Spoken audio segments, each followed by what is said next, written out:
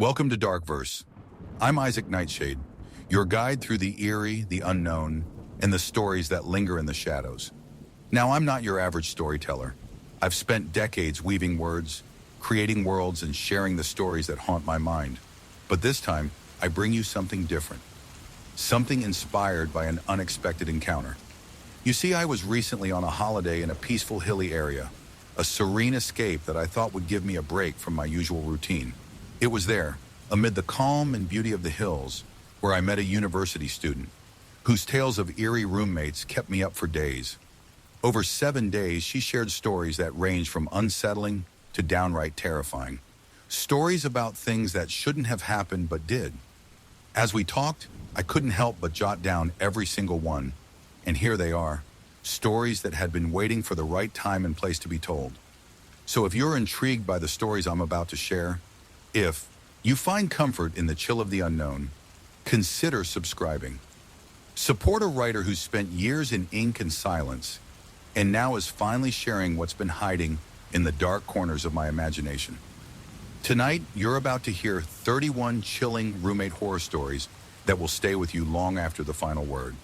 These stories you won't forget, and if you enjoy them, please subscribe to my channel. Let's begin. Story 1. She came back different after the retreat Stephanie had lived in Pasadena for years, and over that time, she had become used to the rhythms of her quiet 2-bedroom apartment. It was the kind of place that settled into your bones, peaceful, comfortable, and predictable. She shared it with her roommate, LRA, and the two of them had gotten along famously. They met through a mutual friend when Stephanie was desperate for a place to stay. And though they hadn't known each other long, the arrangement worked. They became fast friends. LRA was everything that Stephanie admired. She was creative, artistic, and calm. Qualities that Stephanie appreciated after long, exhausting shifts at the local coffee shop. LRA filled the apartment with sketches of birds, vines, and abstract spirals, decorating their walls and fridge with her artwork. She was a vegetarian, had a strong love for nature, and seemed perpetually connected to some deeper spiritual energy. She meditated, read tarot, and always had a new crystal or incense stick to share. Despite their different lifestyles, the two of them found a comfortable rhythm. But that rhythm shifted when LRA told Stephanie that she was going on a trip in April 2017. It wasn't just any trip, it was to a remote retreat in Bolivia, where she planned to take part in an ayahuasca ceremony. LRA was quiet for a moment, almost distant, as she spoke about it. She called it an awakening. Stephanie didn't quite understand what ayahuasca was, but she smiled, nodded, and said it sounded amazing. After all, it was a spiritual experience. What could go wrong? A week later, LRA was gone. For the next 2 weeks, Stephanie kept the apartment running as usual. She watered the plants, brewed coffee in the morning, and filled her days with work and a quiet routine. When LRA returned, she expected to hear about her adventures in Bolivia. Maybe some wild stories, or perhaps an eccentric souvenir. But when the door opened late that evening, the person who walked through it wasn't the same. LRA looked disheveled. Her hair was tangled and unwashed. Her skin was pale and chalky, as if the sun hadn't touched her for days. Her eyes were dull, flat, like someone had drained the life out of her. She dropped her bag by the door and turned to Stephanie, but there was no warmth in her gaze. It was like she wasn't even looking at her. More like she was looking through her. It was intense, LRA said flatly. That was all she said, and then she disappeared into her room. Stephanie thought it might be jet lag, or maybe the retreat had been more difficult than LRA had expected. She gave her space, figuring her roommate just needed some time to recover. But as the days passed, the strange behavior only continued. LRA had always been a social person. She would talk to Stephanie about her day at the bookstore or show off a new sketch she had drawn. But now LRA barely spoke. When she did, her words were short, distant. Stephanie would ask her if something was wrong, and LRA would brush it off, her answers curt and vague. Even more unsettling was the change in LRA's diet. Before the retreat, she was a dedicated vegetarian, creating all kinds of healthy meals. But then, less than 2 weeks after her return, Stephanie walked into the kitchen one morning and found raw ground beef sitting on the counter. Stephanie stopped dead in her tracks. It wasn't hers. At least, she didn't remember buying it. She stared at the meat for a long moment, a knot growing in her stomach. She asked LRA about it. "Time for a change," LRA replied with a shrug, her tone flat, unemotional. It was the first time Stephanie realized just how different LRA had become. But it wasn't just the beef. One night, Stephanie woke up to use the bathroom, and as she walked back to her room, she heard the faint creak of the refrigerator door. She peeked around the corner, only to see LRA standing at the kitchen counter, eating the raw beef with her hands. She wasn't cooking it. She wasn't seasoning it. She was just eating it raw, as if that was the most natural thing in the world. Stephanie's heart skipped a beat. She stood frozen in place, watching as LRA chewed the meat slowly, her eyes glazed, her movements mechanical. LRA didn't notice her. When she finally left the kitchen, Stephanie hurried back to her room and locked the door behind her. The next day, she asked her roommate again if she was okay. LRA just shrugged and said she was fine, but there was nothing in her voice that sounded like she meant it. Over the next few days, more bizarre behavior followed. LRA, once an artist with a passion for sketching, stopped drawing entirely. Her art supplies sat unused in the corner, gathering dust. The plants she had once lovingly cared for began to wilt, and LRA didn't seem to notice, or didn't care. And then came the insects. It started innocently enough. Stephanie was in the kitchen, making toast, when she heard the sound of something crunching behind her. When she turned around, she saw LRA sitting at the table, a mason jar full of live crickets in front of her. LRA picked one up with her fingers, tossed it into her mouth, and chewed it, staring off into space unfazed. Stephanie froze. She didn't know what to say. What could she say? She didn't say anything at all. A few days later, Stephanie came home to find LRA eating beetles. Huge, black, shiny beetles. She didn't flinch. She didn't seem disturbed by it. Stephanie asked her what was going on, and once again, LRA gave her the same flat response. "I'm feeding what I am now." That was it, nothing else. As if that answered everything. Something inside Stephanie snapped. This wasn't just strange, it was dangerous. She felt like she was living with a stranger, someone who wasn't LRA anymore. Someone who had come back from Bolivia, changed. One night, as Stephanie lay in bed, she heard something scratching at the bathroom door. She got up, but when she opened it, there was nothing there. Just the darkness of the hallway. The next day, deep gouges appeared in the door, like something had clawed at it from the other side. It was the last straw. Stephanie knew that something was seriously wrong, and she needed to help her roommate before it was too late. She thought about calling LRA's family, staging some kind of intervention, but before she could act, the worst happened. She came home late one evening, after a long shift at the coffee shop, to find the apartment dark and heavy with a sense of dread. When she flipped on the lights, she froze. LRA was sitting cross-legged in the middle of the living room, holding a kitchen knife in one hand. In the other, she held a flap of her own skin, peeled back from her face, blood dripping down her arms. "I need to see who's underneath," she said, her voice eerily calm. Stephanie didn't think. She ran. She slammed the door, locked it, and dialed 911, trembling. Outside her door, she could hear LRA pacing in the hallway, muttering to herself, her footsteps growing erratic. The police arrived quickly, but when they entered the apartment, they found only silence. It wasn't long before they found LRA. She was gone, and what was left of her was beyond recognition. Later, they called it a psychotic break.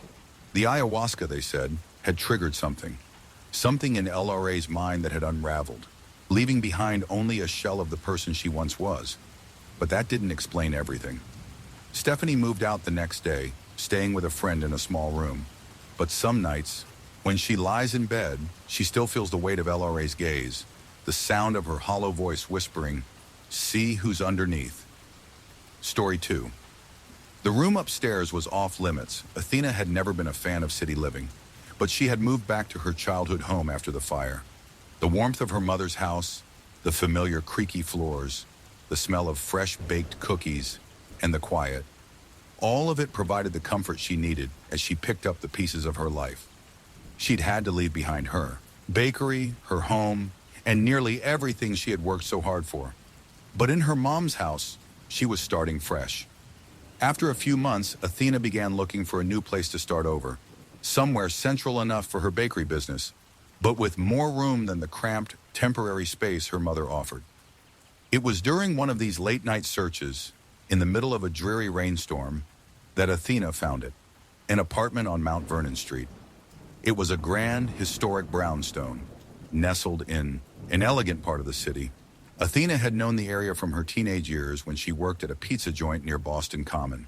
The place was older, majestic, with ivy creeping up the brick walls. The listing was priced just right, with 2 floors of spacious living, a massive kitchen. Everything Athena dreamed of. There was a catch, of course, but the catch didn't seem like much. Potential tenants must be willing to follow a strict set of rules. She called the number immediately, and within a day, Athena found herself standing at the door of the house, feeling more certain than ever that this was the place for her. The door swung open to reveal Evelyn, the landlord, a thin, silver-haired woman in her 60s. Evelyn's face was stern, but she wasn't unkind. She led Athena inside, explaining the house's history and the set of rules attached to renting. Athena nodded, intrigued, even as Evelyn's words slowly began to unsettle her. The most important rule? No one was allowed on the 3rd floor. Ethel, my cousin, lives up there, Evelyn explained in a soft, even voice. She suffers from a rare condition that leaves her frail and bedridden. Nurses come to help her, but she doesn't like company. It's for her dignity. Please don't disturb her. Evelyn's eyes were steady, but Athena couldn't shake the feeling that the woman was trying to make the rules seem more important than they were. Still, the place was perfect. Athena could live without ever needing to go upstairs, and, besides, she was focused on rebuilding her business. So she signed the lease. For the first few weeks, Athena thrived. The spacious kitchen was perfect for her business. Her oven hummed as she baked, filling the apartment with the comforting scent of rising dough, cinnamon, and vanilla. She worked long hours, but it was fulfilling work. The apartment was hers, and for the first time in months, she felt like she was truly starting over. But even in a dream apartment, the rules couldn't help but creep into her thoughts. The 3rd floor door was always locked, the staircase always closed off by a tall, imposing door at the top. Athena made a point of avoiding it, respecting Evelyn's wishes, but her curiosity grew. She heard Ethel once, early in her time living there. The coughing, wet, ragged, desperate, drifted down from the 3rd floor one morning. Athena froze, standing in the hallway, unsure of what to do. The sound stopped as quickly as it began, and there was no further noise. It was unnerving, but Athena put it out of her mind, chalking it up to the poor woman's illness. Then came the sickness. At first, it was nothing major. Athena was simply tired, exhausted even. Her legs felt heavy, and she had trouble waking up in the morning, her body sluggish despite her usual routine of early baking sessions. She blamed it on stress, long hours, and the exhaustion of rebuilding. But as the days went on, the fatigue only grew. Her once strong, healthy body began to waste away. She found herself losing weight rapidly, though she wasn't eating any less. Her jeans hung loosely around her waist, her cheeks hollowed out, and her face became gaunt. And then she noticed something else. Her hair, once thick and glossy, started to fall out. Clumps of dark strands were left tangled in the shower drain, and her brush was filled with more hair than it had ever collected before. Athena was disturbed, but she tried to ignore it. Maybe it was just stress, she told herself. It wasn't. Until her period stopped coming, that she realized something was seriously wrong. The last straw came one morning when she made a banana bread for a customer. As she handed over the order, the customer's face twisted in disgust. He held up the bread and pointed to something strange. A fingernail. Athena froze. She hadn't noticed it, but it was there, sticking out of the bread, yellowed and brittle. She ran her hands through her own nails, feeling a cold, tight knot form in her chest. Her nails had become weak, brittle, breaking with the slightest touch. Her body was failing her. She went to the doctor the next day, desperate for an explanation. After running tests and asking questions about her diet, sleep, and lifestyle, the doctor finally asked about the apartment. You mentioned moving into an old place, right? The doctor said, tapping his pen nervously. Sometimes old buildings can hide things. Mold, lead in the pipes, arsenic in old books. Have you considered staying somewhere else for a while? Just to see if things improve? Athena agreed, promising to stay at her mom's house while the test came back. She needed a break anyway. But when she returned to the apartment that night, she felt something different. The air felt thick, as though something had changed. Something in the very walls of the house had shifted. The next evening, after she returned from her mom's, Athena found herself climbing the stairs again, drawn by an impulse she didn't understand. She stopped at the second floor and paused. The air was stale, slightly metallic. Athena told herself it was just old paint or the remnants of cleaning supplies. She pushed open the door and made her way to the kitchen. But something caught her attention, something she couldn't ignore. It was faint at first, an almost imperceptible sound, a hum, a melody. At first she thought it was the wind, but no, it was the unmistakable sound of someone singing. Singing from the third floor. Athena froze in place, heart pounding in her chest. The voice was clear, melodic, but it wasn't old or frail. It was young, full of life. The voice drifted down from above, light and airy, yet impossible to ignore. It was so unlike the coughing she had heard before. She was supposed to ignore the third floor. She was supposed to respect Ethel's wishes, not wander up there. But the song was so beautiful, so hypnotic, that Athena found herself walking toward the staircase before she realized what she was doing. With each step, the voice seemed to grow louder, more insistent. But something felt off. The closer she got to the third floor door, the more the air around her felt wrong, heavy. Athena reached for the door, her hand trembling as it hovered over the doorknob. The singing continued, almost like it was beckoning her. But then something else, something darker, began to wash over her. The unease that had been slowly building inside her turned into dread. With one swift motion, Athena stepped back, leaving the door untouched. She ran. She didn't stop running until she was back at her mom's house. She didn't look back. The next morning, Athena returned to the apartment, but the singing had stopped. In its place, the air was thick with a suffocating silence. Evelyn had already made plans to meet with her later that day. She needed to check on the house. And as Athena walked back into the apartment, she realized she might never truly know the truth of what was happening in that house. Whether Ethel had been more than just sick, or whether something had been in the walls all along. Story 3. He couldn't stand the alarm clock. Danny had always been the kind of guy who could sleep through anything. He could nap through thunderstorms, ignore the blaring sound of traffic outside his window, and even snooze right through his own alarm clock going off. For as long as his friends had known him, it had been a running joke. Danny's ability to sleep through the most obnoxious noises with a calmness that could only be described as impressive. But when he moved in with Tommy, his new roommate in the cramped off-campus apartment, things started to shift. The apartment wasn't much to look at. It was old and run down, and the paint had long since peeled off the walls, leaving behind ugly stains and cracks. The carpet was stained with who knows what, and the stairwell smelled faintly of mildew. But for Danny and Tommy, it was perfect. Cheap rent in a location close enough to campus that neither of them had to deal with the hassle of a long commute. Danny had met Tommy through a mutual friend, and though they were far from close, Tommy seemed decent enough. Quiet, reserved, but in a non-threatening way. He didn't party much, didn't invite people over. He kept to himself, which suited Danny just fine. With his busy schedule of classes and late-night study sessions, Danny appreciated the peace and quiet. The only real issue at first was Tommy's silence. It wasn't that he was unfriendly, he just wasn't talkative, and that was fine with Danny. He didn't need much more than a roommate who didn't steal his food and kept the noise to a minimum. Tommy was tall, broad-shouldered, with dark hair that hung just past his ears, and he spent most of his time in his room, leaving Danny to his own devices. But there was something off about him.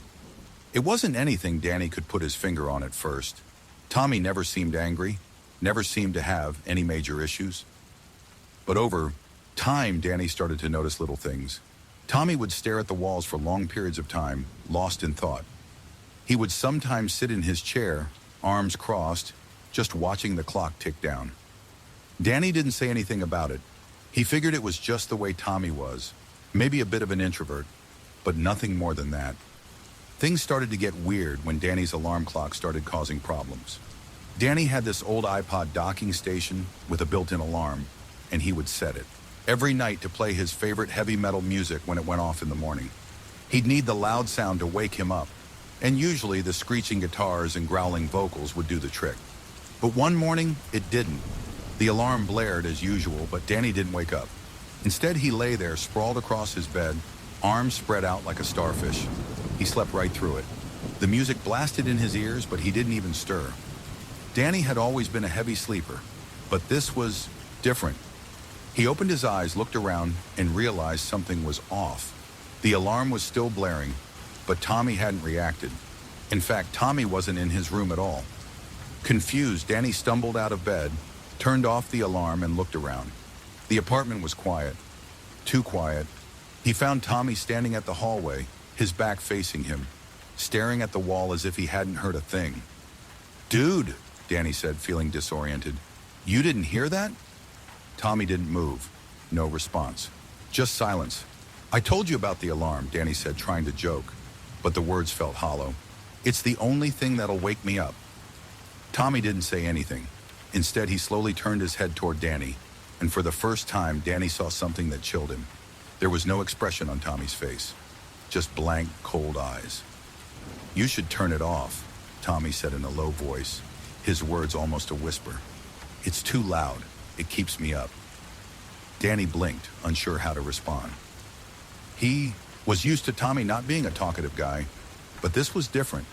There was something eerie about his tone, something unnerving in the way he spoke, as if the sound of the alarm had cut through something in him. "All right, I'll move it to the other side of the room or something," Danny said, trying to brush it off. He figured it was just Tommy being a little more particular than usual. But after that morning, things only got weirder. The next day, Tommy wasn't around much. He spent most of the day in his room, only coming out for meals, and even then, he barely spoke. But when the next morning came, Danny knew something was wrong. He could feel it in the air. The alarm went off again. This time, Danny was wide awake, but it took longer than usual for him to get out of bed. The music blared and he rubbed his eyes, blinking against the sunlight streaming through the window. He could hear movement in the hallway, but it wasn't Tommy. No, it was something different. As Danny stumbled into the living room, he noticed something strange. Tommy was standing in the corner of the room, just staring at the wall.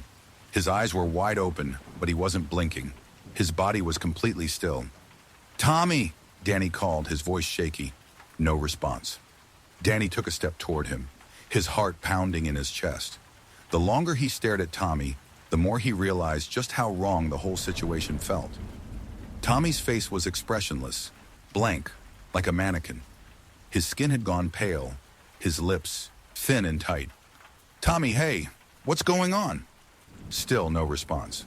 Danny's gut twisted with anxiety. Something wasn't right. He reached out a hand, touched Tommy's shoulder, and the moment he did, Tommy's body jerked violently, as if he had just woken up from a deep sleep. Tommy blinked rapidly, as though he was seeing Danny for the first time.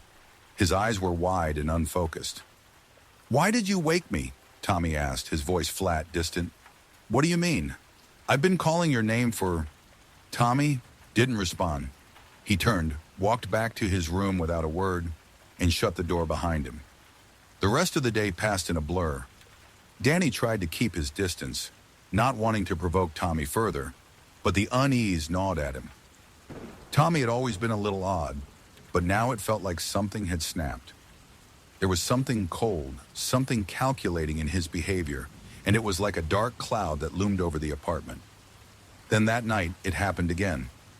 The alarm went off, as usual, blaring its heavy metal chaos into the apartment. But this time, Danny was ready for it. He got out of bed, turned off the alarm, and walked to the hallway. But Tommy wasn't there. Instead, Danny found Tommy standing in front of his door, staring at him, his eyes locked onto Danny's, unblinking. like they were staring through him. "You know what this is," Tommy said softly. "It has to stop." Danny's blood ran cold. He didn't know what to say. "I can't help you, Tommy," Danny said, his voice shaking. But Tommy just smiled, a slow, twisted grin that didn't reach his eyes. "Then it'll stop with you." Story 4. My roommate talks to his dead sister at night. Ben had never been the most easygoing guy, but he was a solid roommate. Quiet, respectful, and never one to complain. They met through an online listing for a shared apartment in a small, nondescript building on the edge of town. It was cheap enough, and the location wasn't terrible, though it wasn't ideal either. But for Ben, it didn't matter much. He didn't need much more than a roof over his head. His new roommate, Adam, was different. Adam had this odd energy about him, an almost too still presence. He didn't say much, and when he did, his words were always clipped, his tone distant. He wasn't rude, just off. It wasn't like he was unfriendly, but there was an odd quietness to him, a sense of isolation. Ben noticed it immediately, but since Adam didn't seem to be causing any trouble, he decided to let it go. They kept their distance, which suited Ben just fine. He spent his days at work, and the evenings were spent on his own, watching TV or playing video games in the living room. The apartment was small, but it was enough. It wasn't until a few months in that things started to feel wrong. It started subtly. Ben would hear noises in the middle of the night, soft, strange sounds coming from Adam's room. Sometimes it was muffled murmurs, as if Adam was talking to someone. Other times it was a low, unsettling humming sound. Ben brushed it off at first, assuming Adam was on the phone with someone, but it kept happening. Night after night, the murmurs would continue long after Ben had turned off the lights and was trying to sleep. At first, Ben figured it was just some strange habit of Adam's. Maybe he liked talking to himself, or maybe he was going through something personal and just didn't want to share. It was fine, but then the noises started to change. They became more distinct, more like actual conversations. Ben couldn't make out the words, but it was clear Adam was speaking to someone. One evening, Ben decided to confront Adam about it. He knocked on his door, hesitated for a second, then pushed it open. Adam was sitting on the edge of his bed, staring at the floor. He wasn't looking at Ben, didn't even acknowledge his presence. The room was dimly lit, the only light coming from the small lamp beside Adam's bed. "Hey man, you all right?" Ben asked, his voice a little tentative. He didn't want to intrude, but the situation had been bothering him. Adam looked up slowly, his eyes distant, as if he had just snapped out of a trance. For a moment, he just stared at Ben blankly, then blinked and shifted slightly, as if he had to adjust to reality. "Yeah," Adam said, his voice low, almost too calm. "I'm fine." Ben hesitated, then pressed a little further. "I've been hearing you talking at night. Are you okay? You talking to someone?" Adam didn't seem disturbed by the question. In fact, he seemed completely unfazed. "I talk to my sister sometimes," he replied, as if the explanation made perfect sense. His tone didn't change, flat and emotionless. Ben furrowed his brows, taken aback. "Your sister? What do you mean? Is she around here?" Adam's eyes seemed to cloud over for a second, a distant look that Ben couldn't quite place. He opened his mouth to say something more, but then stopped, as if he were thinking better of it. "She's not here anymore," Adam finally said. His voice had dropped, almost a whisper. "She died a long time ago, but she still visits me sometimes. We talk." Ben wasn't sure how to respond to that. It felt wrong, something in the way Adam spoke, like he wasn't entirely present. It was unsettling. "Okay," Ben said cautiously. "If you ever need to talk about it, man, just let me know." Adam didn't respond. Instead, he just nodded, his eyes drifting back to the floor, and Ben quietly left the room, closing the door behind him. Over the next few days, things didn't get better. If anything, they got worse. The conversations continued, but now Ben could swear there were times when he heard Adam laughing in his room. It wasn't a joyful laugh. It was dark, almost mocking. A shiver crawled up Ben's spine every time he heard it. Late one night, unable to sleep, Ben lay awake, listening to the muffled sounds coming from Adam's room. He had heard this laugh before, But tonight was different. Tonight, he thought he heard a voice, but not Adam's. Ben turned his head toward the wall that separated his room from Adam's, straining to make out the conversation. "Why won't you stop talking to me?" Adam's voice whispered from the other side. Ben's heart skipped a beat. The voice on the other side of the wall wasn't Adam's. It was feminine, software, but sharp in a way that made the hairs on the back of Ben's neck stand on end. He couldn't make out the words, but the conversation felt wrong. It was as if someone was speaking to Adam, coaxing him into something. He couldn't explain it, but the whole thing felt like a nightmare. Ben lay there for a long time listening. The voices continued to drift through the wall. The strange, distant conversations echoed in his ears. Adam would occasionally laugh, but the laughter was hollow, distant. Then it was followed by the voice, always the same, soft but demanding. The next morning, Ben had had enough.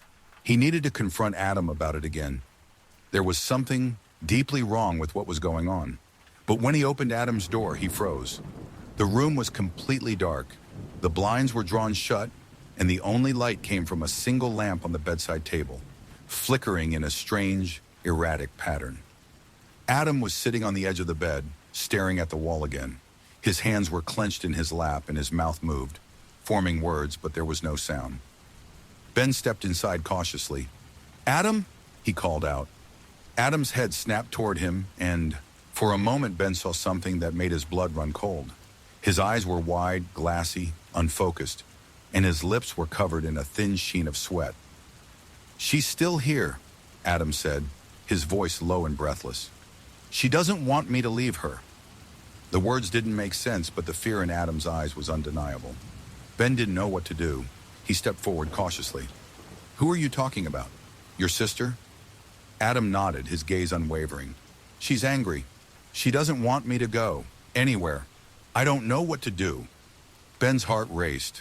Something in Adam's voice told him this wasn't just grief, it was something else, and it was consuming him. "I'm calling someone," Ben said firmly, backing away slowly. "We need help." Adam's eyes followed him, and as Ben reached for his phone, Adam's voice stopped him. "You don't understand," he whispered. "She's not gone. She's right here, and she's never leaving." Ben didn't wait to hear more. He called the police, then left the apartment to wait outside. When help arrived, Adam was found sitting in the dark, muttering to himself, still holding on to a conversation with someone invisible. Later, the police would tell Ben that Adam had been experiencing a severe psychological breakdown, what they called a delusional psychosis, triggered by grief and trauma. His sister had died in a tragic accident years ago, but in his mind, she was still with him, still talking to him. But Ben never stopped wondering if it was more than that.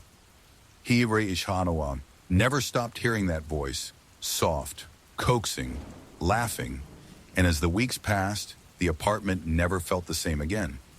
Story 5. She was perfect until I found the bones. The apartment was perfect, just perfect. When James first moved in with Kate, he didn't expect much.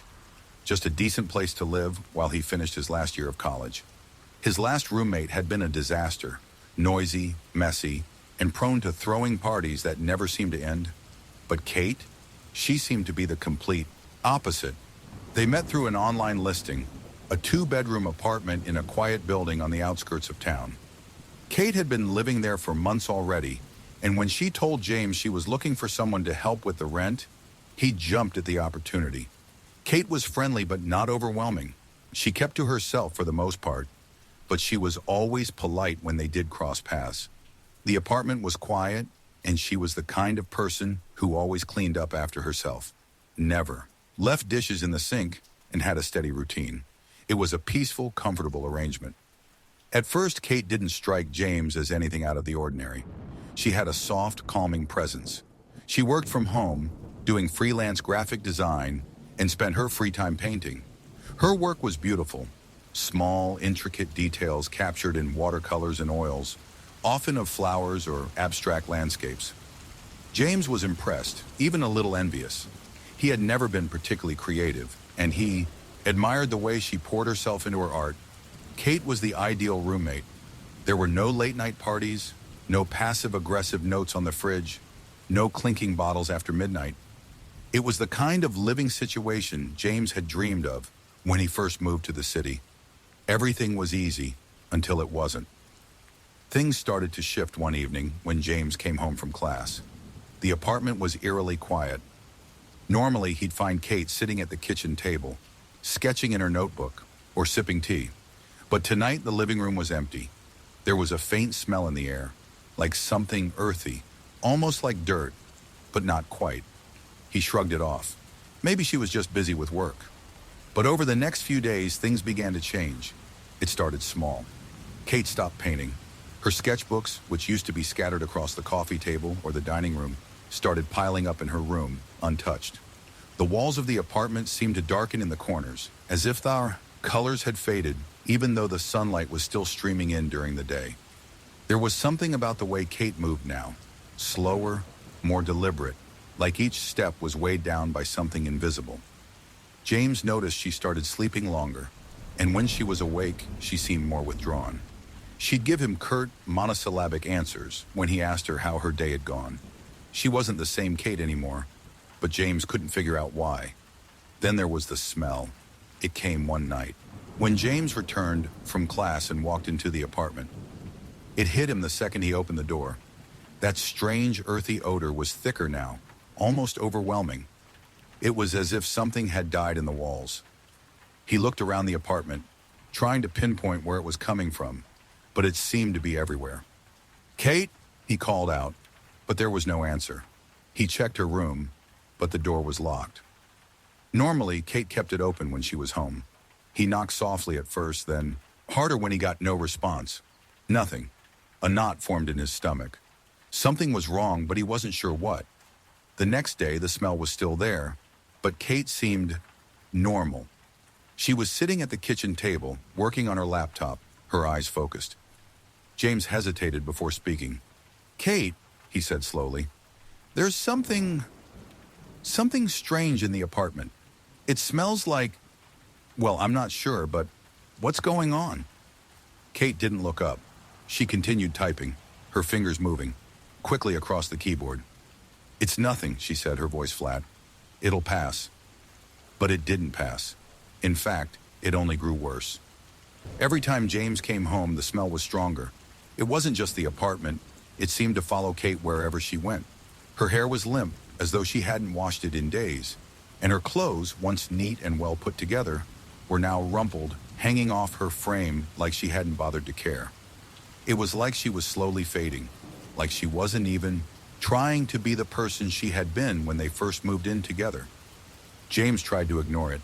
He didn't want to make things awkward, but it became impossible to avoid when Kate stopped eating. At first, James thought she was just busy with work. Maybe she wasn't hungry. But the days stretched into weeks and Kate didn't touch her food. She'd sit at the table with him, but she wouldn't eat. And when he asked her about it, she gave him the same flat response. "I'm not hungry." It was unsettling. It wasn't like Kate to be so distant, so removed from everything. And then one night, as James walked past Kate's room on his way to bed, he heard something, a soft scraping sound, almost like something was dragging across the floor. He paused, his hand resting on the doorframe. For a moment, he thought it was just his imagination, but then it came again, the same slow, deliberate scrape. Without thinking, he turned the doorknob. It was locked. James hesitated, wondering if he should just leave it alone. But the scraping noise continued, rhythmic and unnerving.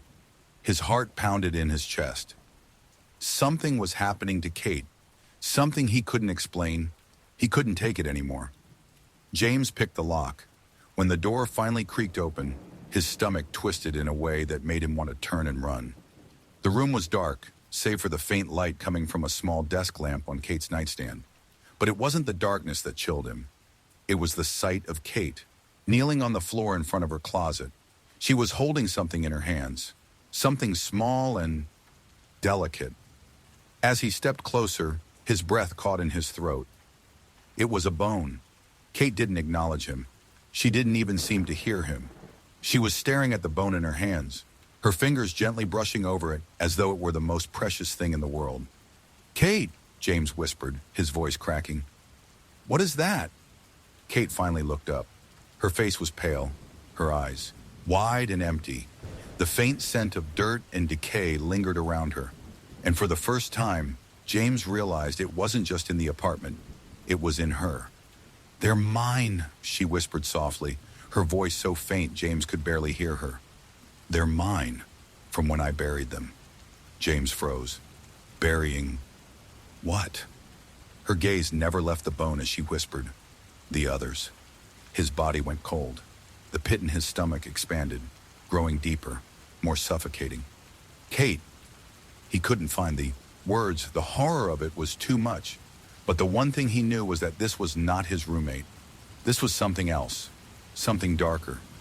He didn't know what had happened to her, what she had brought into their apartment. But he knew one thing for sure. He had to leave.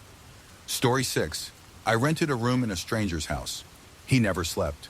It was supposed to be temporary, just a few months, enough time to save some money before moving into a place of my own. I'd been living in the city for a while now, and finding an affordable apartment was harder than I expected. But when I found the listing for a room in a shared house with a guy named Simon, I thought it was perfect. The rent was cheap, the location was ideal, and best of all, Simon seemed like a decent guy. I met him in person for the first time when I went to view the room, and he was kind enough, though a little on the quiet side. But that was fine by me. I didn't need much more than a place to sleep. The house was older, but it had character. The walls were lined with mismatched bookshelves, and the furniture was well-worn but comfortable. There was something homey about it. Simon gave me the grand tour and showed me the room I'd be renting. It was small but cozy, with just enough space for a bed and a dresser. The window faced the street, and at night I could hear the faint hum of traffic. I figured I'd get used to it. "It's quiet here," Simon said as we stood in the doorway. "I'm sure you'll enjoy it." He had a way of speaking that made everything sound effortless, like he wasn't bothered by anything, like nothing ever fazed him. I liked that about him. He seemed laid back, easygoing, perfect for a roommate situation. At first, everything was just fine. Simon kept to himself, and I did the same. We would pass each other in the hallway or in the kitchen and exchange pleasantries. But that was the extent of our interaction. He worked from home, and I had my own schedule, so we barely saw each other during the day. But as the weeks went by, I started to notice something strange. At night, I could hear Simon moving around. I didn't mind it at first. Maybe he was working late or watching TV. But it continued every night. I'd be lying in bed trying to sleep, and I'd hear the sound of footsteps pacing in the hallway. At first, I thought it was just him walking to the bathroom or something, but the pacing didn't stop. It would go on for hours. Sometimes I'd hear faint sounds coming from Simon's room, like something shifting around, scraping against the floor. It was a soft sound, but persistent.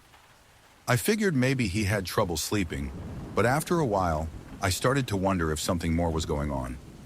One night, I couldn't take it anymore.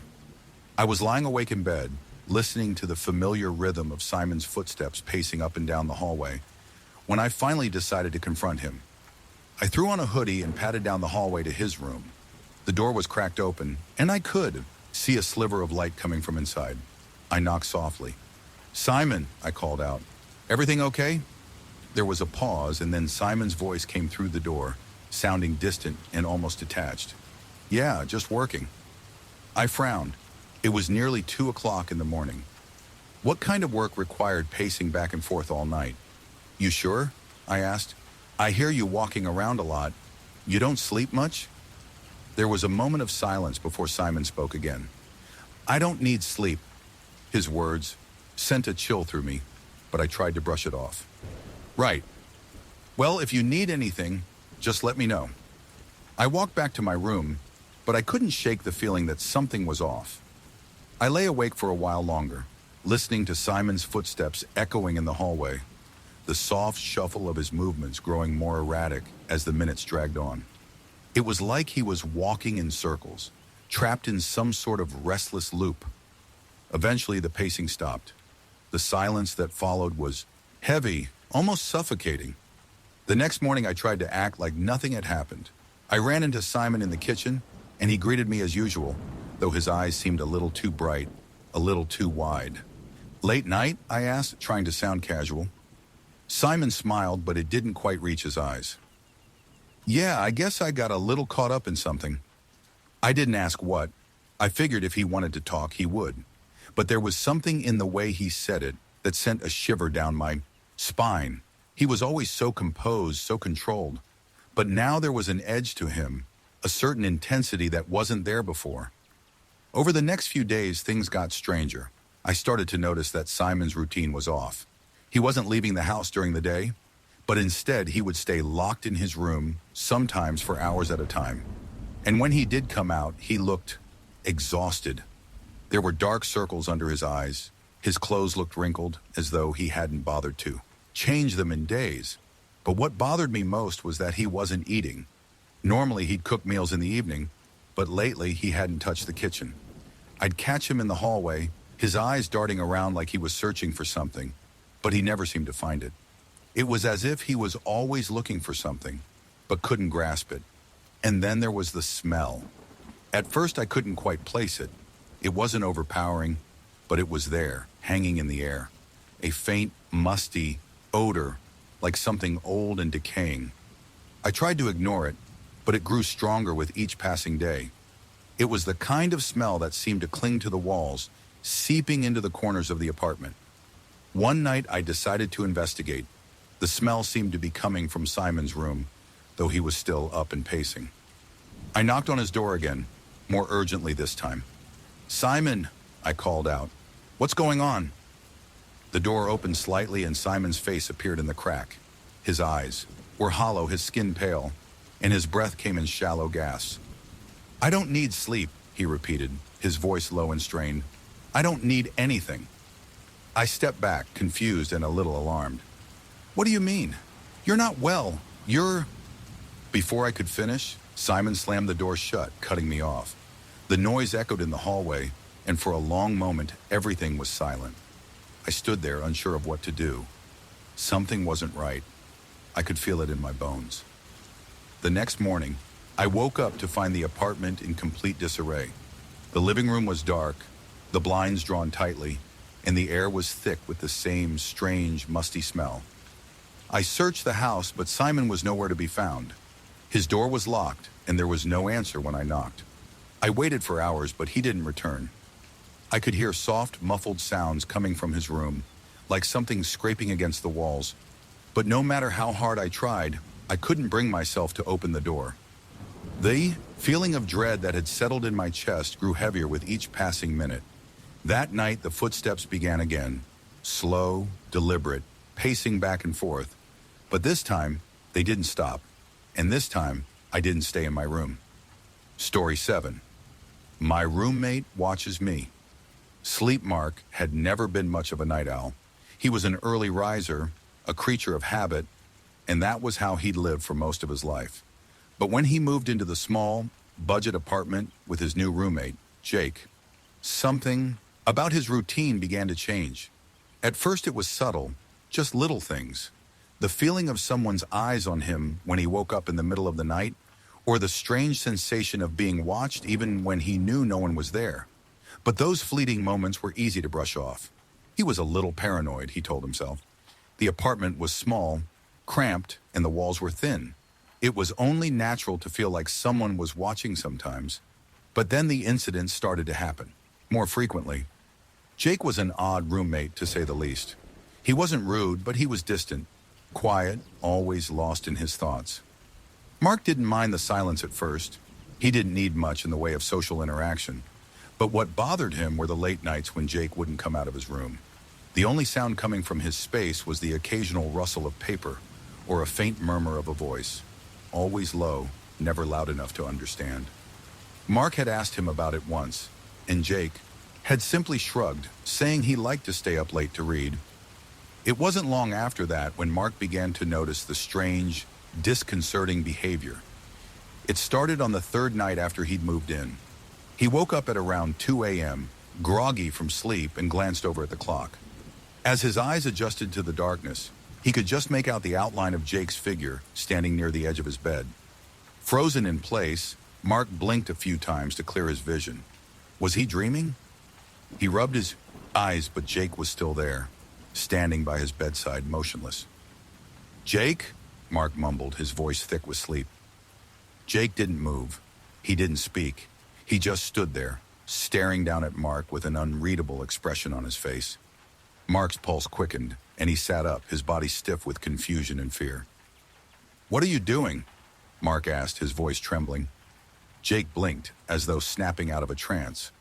"Oh, sorry, I thought I heard something," he said, his tone casual, like it was the most normal thing in the world to be standing beside someone's bed at 2 a.m. Mark didn't know how to respond. His mind was racing, trying to make sense of it. "Okay, well, go back to bed, Jake." Jake nodded and turned to leave, his footsteps soft against the floor as he retreated back to his room.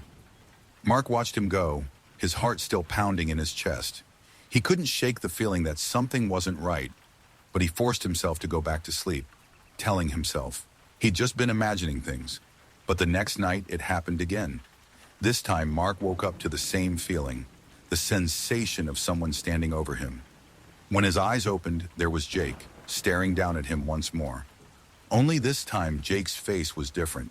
There was no expression at all, no concern, no apology, just an empty, vacant stare. His eyes were wide open, his lips slightly parted, but he didn't say a word. "Jake?" Mark whispered, his voice trembling. Jake didn't respond. He just kept staring. Mark's heart pounded in his chest as he pulled the covers tighter around himself, too afraid to move. "What's going on? Why are you in my room?" he demanded. Jake blinked slowly, like he was waking up from a fog. "Sorry, I didn't mean to wake you. I thought I heard something," he repeated, his voice flat. Mark swallowed hard. "This is weird, Jake. Why do you keep coming in here?" Jake's expression remained unchanged. "I told you. I just thought I heard something."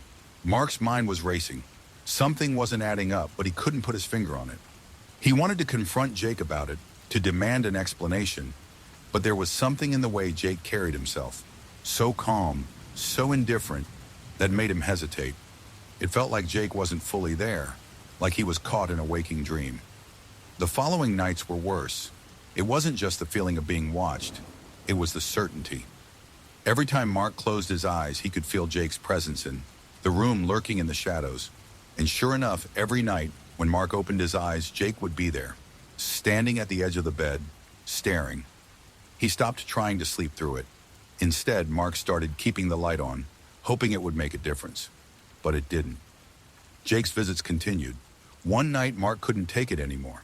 He decided to get up, confront Jake, and demand an answer. Maybe he was just being paranoid. Maybe Jake wasn't doing anything wrong at all. But if that was the case, then why did it feel like he was being suffocated in his own room, unable to escape the feeling of being watched? Mark stepped into the hallway, his footsteps muffled against the carpet. He hesitated outside Jake's door, listening for any signs that Jake was awake. The house was silent, eerily so. He knocked on Jake's door, but there was no answer. "Jake?" Mark called softly, his voice barely above a whisper. There was no reply. He turned the doorknob and pushed the door open, just enough to peek inside.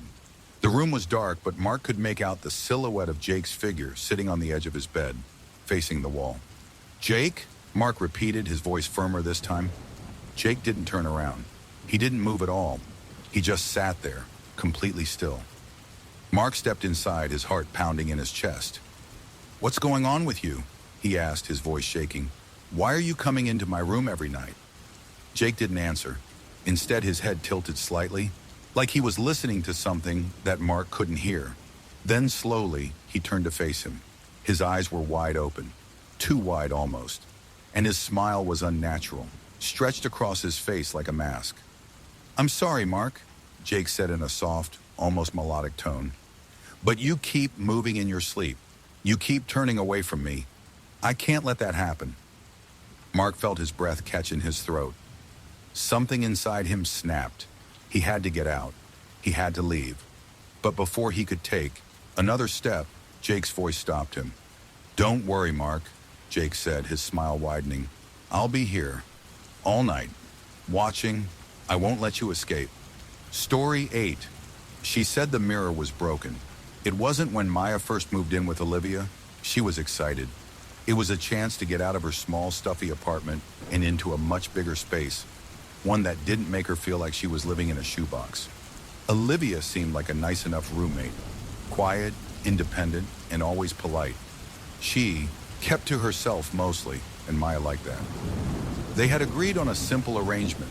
Maya would take the larger bedroom, and Olivia would take the smaller one. The apartment was old but charming, with tall ceilings and large windows that let in plenty of natural light. The floors creaked underfoot, the kind of creaks that made you feel like the house was alive in its own way. But to Maya, it was perfect. It was exactly what she needed to start fresh after her last few chaotic months. But it wasn't long before Maya began noticing strange things. It started with the mirrors. There were 3 in the apartment, one in the hallway, one above the bathroom sink, and one in Olivia's room, opposite her bed. At first, Maya thought nothing of it. It was just an old apartment after all, with old furniture. But after a week or 2 of living there, Maya noticed something odd. The mirror in the hallway, just outside the bathroom, was wrong. It wasn't cracked, but it was warped, as if something had distorted the glass. When Maya passed by it, she would catch glimpses of movement that didn't match the way she was standing. The reflection was always just a little off, as if it wasn't quite in sync with her movements. The first few times she saw it, she chalked it up to being tired. Maybe the glass was just old. Maybe she was imagining things. But after a while, it became undeniable. Maya decided to bring it up to Olivia one evening, when they were both sitting in the living room. "Olivia, have you noticed anything weird about the mirrors?" Maya asked casually, trying not to sound too concerned. "Especially the one in the hallway?"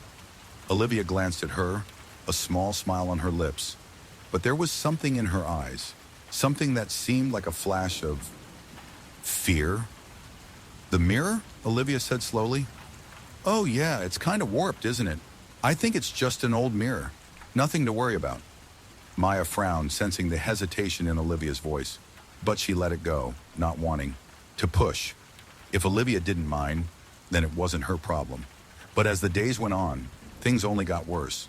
The reflection in the hallway mirror didn't just seem out of sync anymore. It started to change. Sometimes when Maya looked at her reflection, it would move before she did. She'd stand still, and her reflection would continue to walk away, disappearing into the wall. Other times, the reflection would seem to twist, contorting into shapes that made Maya feel dizzy and disoriented. One night, Maya had enough. She stood in front of the mirror for several minutes, watching carefully.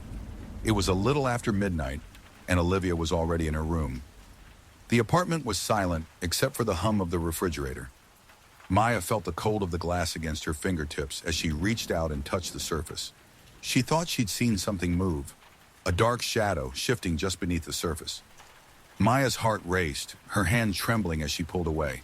The reflection in the mirror stayed still, but the sense of unease only grew. The next day, when she came home from work, she decided to talk to Olivia about it again. Maybe it was just an old mirror, or maybe Maya was just overtired. She couldn't explain it, but there was something wrong about the way it looked, and she needed some reassurance. "Olivia," she said as she stepped into the living room, "I really think something's wrong with the mirror. I keep seeing things in it, things that don't make sense." Olivia didn't look up from the book she was reading. She didn't even flinch. "You're imagining things," Olivia replied softly. "It's just a mirror. It's old. I told you that." Maya stared at her, trying to make sense of the coldness in Olivia's tone. It wasn't like Olivia to be so dismissive, but then again, Olivia had always been a little odd, quiet, distant. "Are you sure?" Maya pressed. "Because I'm telling you, it's not right. There's something—" She stopped herself. She didn't want to sound crazy. Olivia closed the book with a soft thud and finally looked up. Her gaze was sharp but not unkind. "Look, Maya," she said, her voice calm, almost too calm. "I told you before, the mirror's fine. It's old, that's all. You're just stressed. Maybe you need to sleep more." But Maya wasn't convinced. She didn't know what was going on, but she couldn't shake the feeling that something was off. Something about Olivia's response felt wrong. That night, after Olivia had gone to bed, Maya decided to take matters into her own hands. She couldn't keep ignoring it. She couldn't pretend the mirror wasn't making her feel like she was losing her mind. She stood in front of it again, staring into the warped glass, trying to see something, anything, that would make sense of what she had been seeing. For the first time, she let her gaze drift past her own reflection. There, in the corner of the glass, something moved. It wasn't her reflection. It wasn't anyone she recognized. It was a figure shrouded in darkness. Its shape was hard to define, but it was unmistakably there, watching her. Maya froze, her blood running cold. She backed away from the mirror, her breath quickening. The figure didn't move, but it was there. Its presence was suffocating, like it was staring straight through her. Maya turned and ran to Olivia's room, knocking frantically on the door. "Olivia! Olivia, wake up!" she shouted, her voice trembling with fear. Olivia's voice came from behind the door, calm and uninterested. "Maya, it's late. What's going on?" "I'm not imagining it," Maya cried. "There's something in the mirror. Please, you have to." The door opened, and Olivia stood there in the dim light, her expression neutral. "Maya," she said softly, almost sympathetically. "I told you, the mirror's fine. It's just an old, warped mirror. You need to let it go." Maya stared at her, her mind racing. Why was Olivia acting like this? Why was she so calm?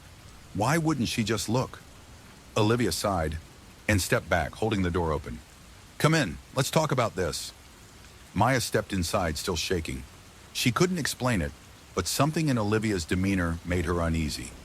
It was like Olivia was hiding something she didn't want Maya to see. Without thinking, Maya turned and headed straight for the hallway mirror. She stood in front of it, refusing to look away this time.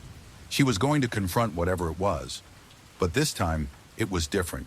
The figure in the mirror was clearer now, tall, thin, and unnaturally still. And as Maya stared into the glass, she saw something horrifying. It wasn't just a shadow. The figure in the mirror had eyes that glowed faintly in the dark, and then it smiled. Maya screamed, stumbling back from the mirror. Her heart raced, her chest tight with fear. She spun around, ready to confront Olivia, but the room was empty. Olivia was gone. Maya ran through the apartment, checking every room, but Olivia wasn't there. The apartment felt colder, darker, and the air was thick with something oppressive. Her head spun with confusion and fear as she returned to the hallway mirror. This time she didn't see herself. All she saw was the figure, the dark, hollow figure, now standing right behind her reflection, and it was smiling. Story 9. We had an extra plate at dinner. No one knew why. When Mark and his two roommates, Jared and Lily, first moved into the house on Elm Street, everything seemed perfect. It was a quiet neighborhood, a little too quiet for their liking, but the house itself was charming. It had an old-world feel, creaky floors, a fireplace, and a long, winding staircase that seemed to go on forever. It wasn't a mansion, but it was bigger than any place they'd lived in before. The rent was reasonable, and it felt like a fresh start for all of them. At first, they didn't mind the isolation. It was a change of pace, a welcome reprieve from the noise of the city. They were excited about the possibilities, making the place their own, cooking meals together, enjoying a peaceful life away from the hustle. But things started to get strange soon after they moved in. It was the first evening they had dinner together in the house. Something simple. Pasta with homemade sauce, garlic bread, and a salad. It was the kind of meal that felt like comfort. Mark and Lily were setting the table while Jared was in the kitchen, still chopping vegetables.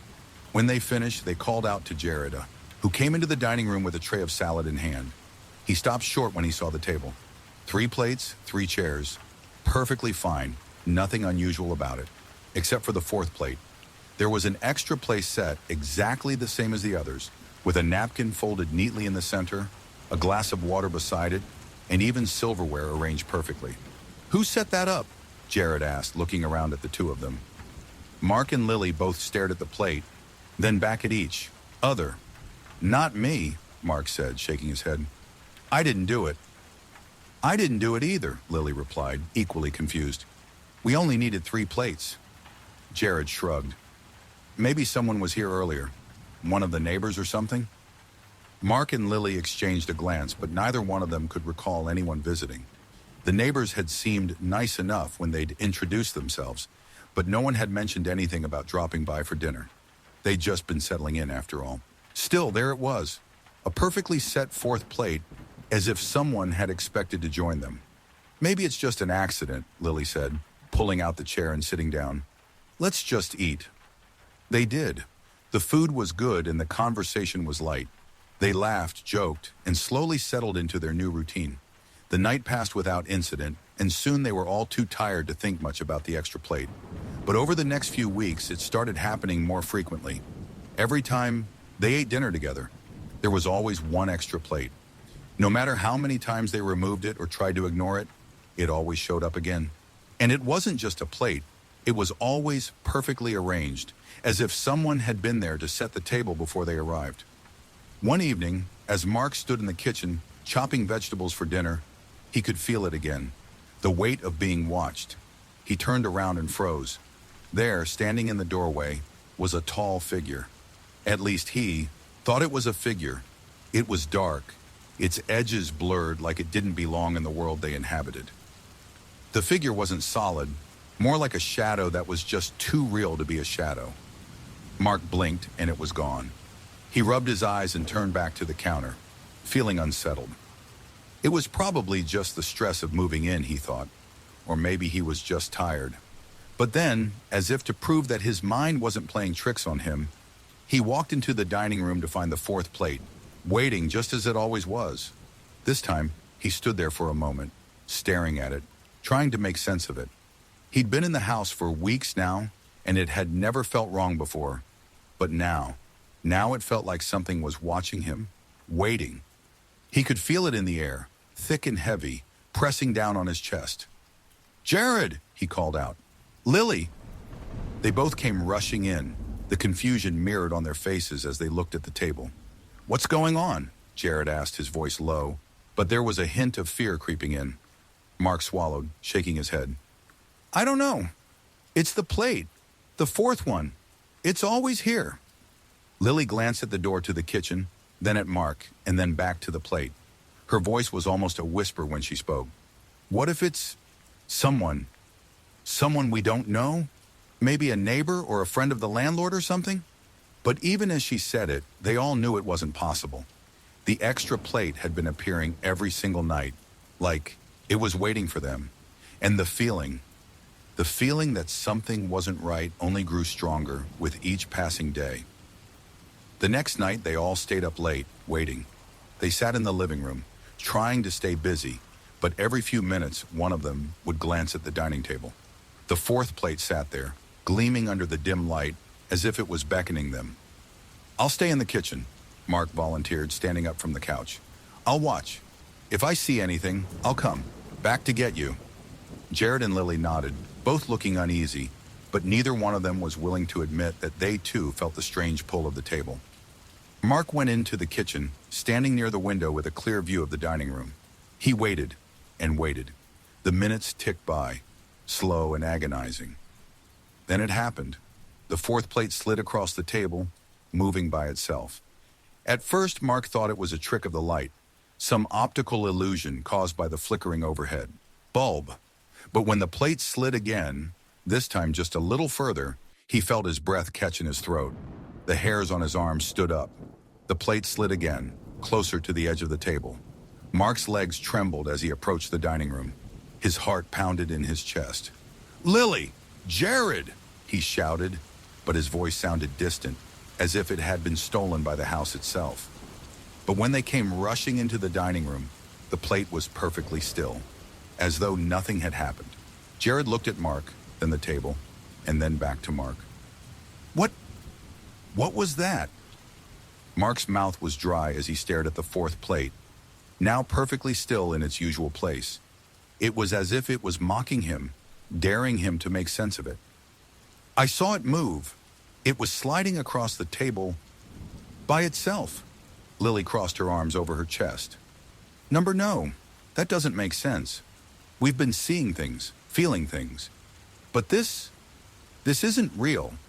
But the fourth plate remained, as perfectly arranged as it had ever been. That night, they decided to leave the house. They weren't sure what it was or why it was happening, but none of them felt safe anymore. They packed a few things and left, never looking back at the house on Elm Street. They stayed at a friend's house for a few days, but even then, the feeling of something watching them never really went away. They couldn't shake the images of the fourth plate, always there, always waiting. And even now, when they're all together, they can't help but wonder, what was the extra plate for? Who was it really meant for? They never found out. Story 10. My roommate has a locked trunk. Something was inside. Sam had always considered himself a fairly laid-back person. He didn't get worked up over much. And when he moved into the small apartment on Pine Street with his new roommate, Daniel, he expected it to be no different. They met through a mutual friend, and everything about their initial meeting seemed normal enough. Daniel was quiet, a bit reserved, but Sam was okay with that. He didn't mind a little space. They had both signed the lease, shared a few awkward introductions, and got on with it. The apartment was old but cozy, with creaky wooden floors and old-fashioned fixtures. It wasn't much, but it was affordable and in a decent neighborhood. Everything seemed fine, and after a few weeks, Sam had settled into his routine. Long hours at work, quiet nights at home, the occasional beer with Daniel. They didn't spend a lot of time together, but that was okay. It worked for both of them. But there was one thing about Daniel that Sam couldn't ignore: the trunk. It was large and old, made of weathered wood with brass clasps.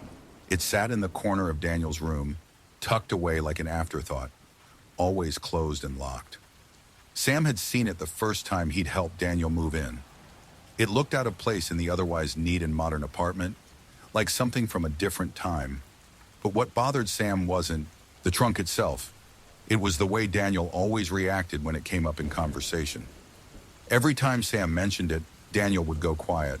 A tight smile would pull at his lips, but it never quite reached his eyes. "It's nothing," Daniel would say, dismissing it with a wave of his hand.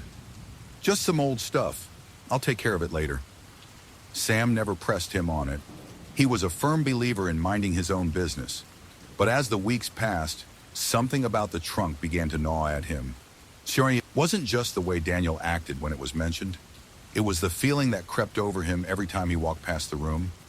There was a coldness to the air near the trunk, a sense of stillness, like the air in the room was thicker than it should have been.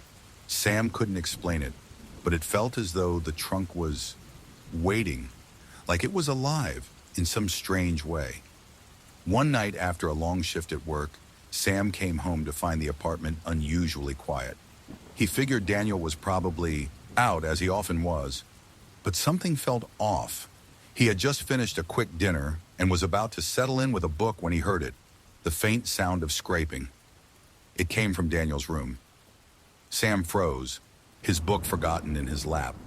The scraping sound was slow, deliberate, almost as though someone or something was pushing against the floor, dragging something heavy across the room. He stood up quietly and walked toward the source of the noise. When he reached Daniel's door, he hesitated, his hand hovering over the doorknob. The scraping had stopped, replaced by a deep silence. He turned the knob slowly, pushing the door open just a crack. Through the narrow gap, Sam could see the trunk. But something was different. The brass clasp on the front was slightly ajar. The lid lifted just enough to let a sliver of darkness peek through. The room was dim, lit only by the faint glow of streetlights filtering through the curtains. But Sam could see the faintest movement. It was as if something inside the trunk was breathing. He stepped back, his heart pounding in his chest. There was no sound, no more scraping. The room felt even colder now, like the temperature had dropped several degrees in an instant.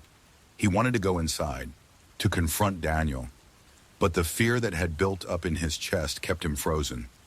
He took a deep breath and forced himself to leave the door, shutting it gently behind him.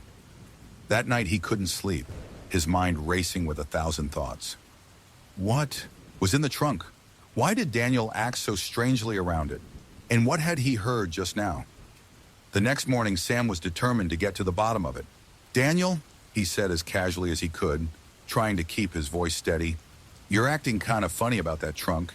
You know, the one in your room?" Daniel, who had been making coffee in the kitchen, froze at the mention of the trunk. He turned slowly, his eyes narrowed. "It's nothing, Sam. Seriously, just some old stuff. I told you. Before, it's not a big deal." But Sam wasn't convinced. "It's been bugging me. The scraping sound I heard last night. What's going on with it?" Daniel's face twitched. For a long moment, he just stared at Sam, his expression unreadable. Then he exhaled, shoulders slumping, as though he was giving in to something he had been holding back. "Fine," Daniel said quietly, his voice almost a whisper. "I'll show you."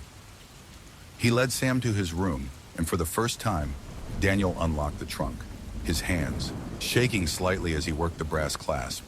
The sound of the latch clicking open echoed through the room, and Sam's heart beat faster, his curiosity mixed with fear.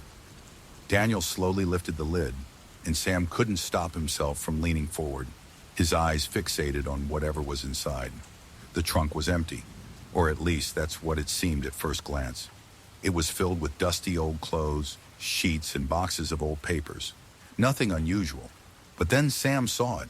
In the corner of the trunk, partially hidden beneath the layers of old fabric and junk, was something else. A small, leather-bound book. It was old, worn, the edges frayed with age. Something about it felt wrong, though. It looked out of place among the rest of the contents. Daniel noticed Sam staring at the book and quickly slammed the lid shut, his hand resting on it as if to prevent Sam from asking any more questions. "It's just my grandmother's stuff," Daniel said, his voice shaky now. "Nothing to worry about. Just leave it alone." Sam could see the tension in Daniel's shoulders, the way his hands clenched at his sides. He could sense the fear behind the bravado. "Why didn't you want to talk about it?" Sam asked, his voice low, trying to keep the conversation calm. "What's really going on?" Daniel hesitated, his eyes flicking between Sam and the trunk. Finally, he sighed, his voice barely audible. "It's not just a book. There's a lot more in that trunk than I ever wanted to deal with. Things my grandmother collected. She was into things that weren't exactly normal, things that were dangerous. I didn't want to bring it with me, but I didn't have a choice." Sam's heart skipped a beat. What was Daniel talking about? Dangerous things? What kind of things? Daniel avoided Sam's gaze, his eyes fixed on the floor. "I didn't want anyone to know. I didn't want anyone to get hurt." The silence that followed was thick with tension. Sam didn't know what to say. What could he say? He didn't want to press any further. Something inside him told him to back away, to let it go. But as he turned to leave, he couldn't shake the feeling that something in that trunk wasn't done with them yet. That night, the scraping sound came again. And this time, Sam didn't just hear it from the trunk. It came from the walls, from the very floorboards themselves. Something was moving. Something was waking up. Story 11.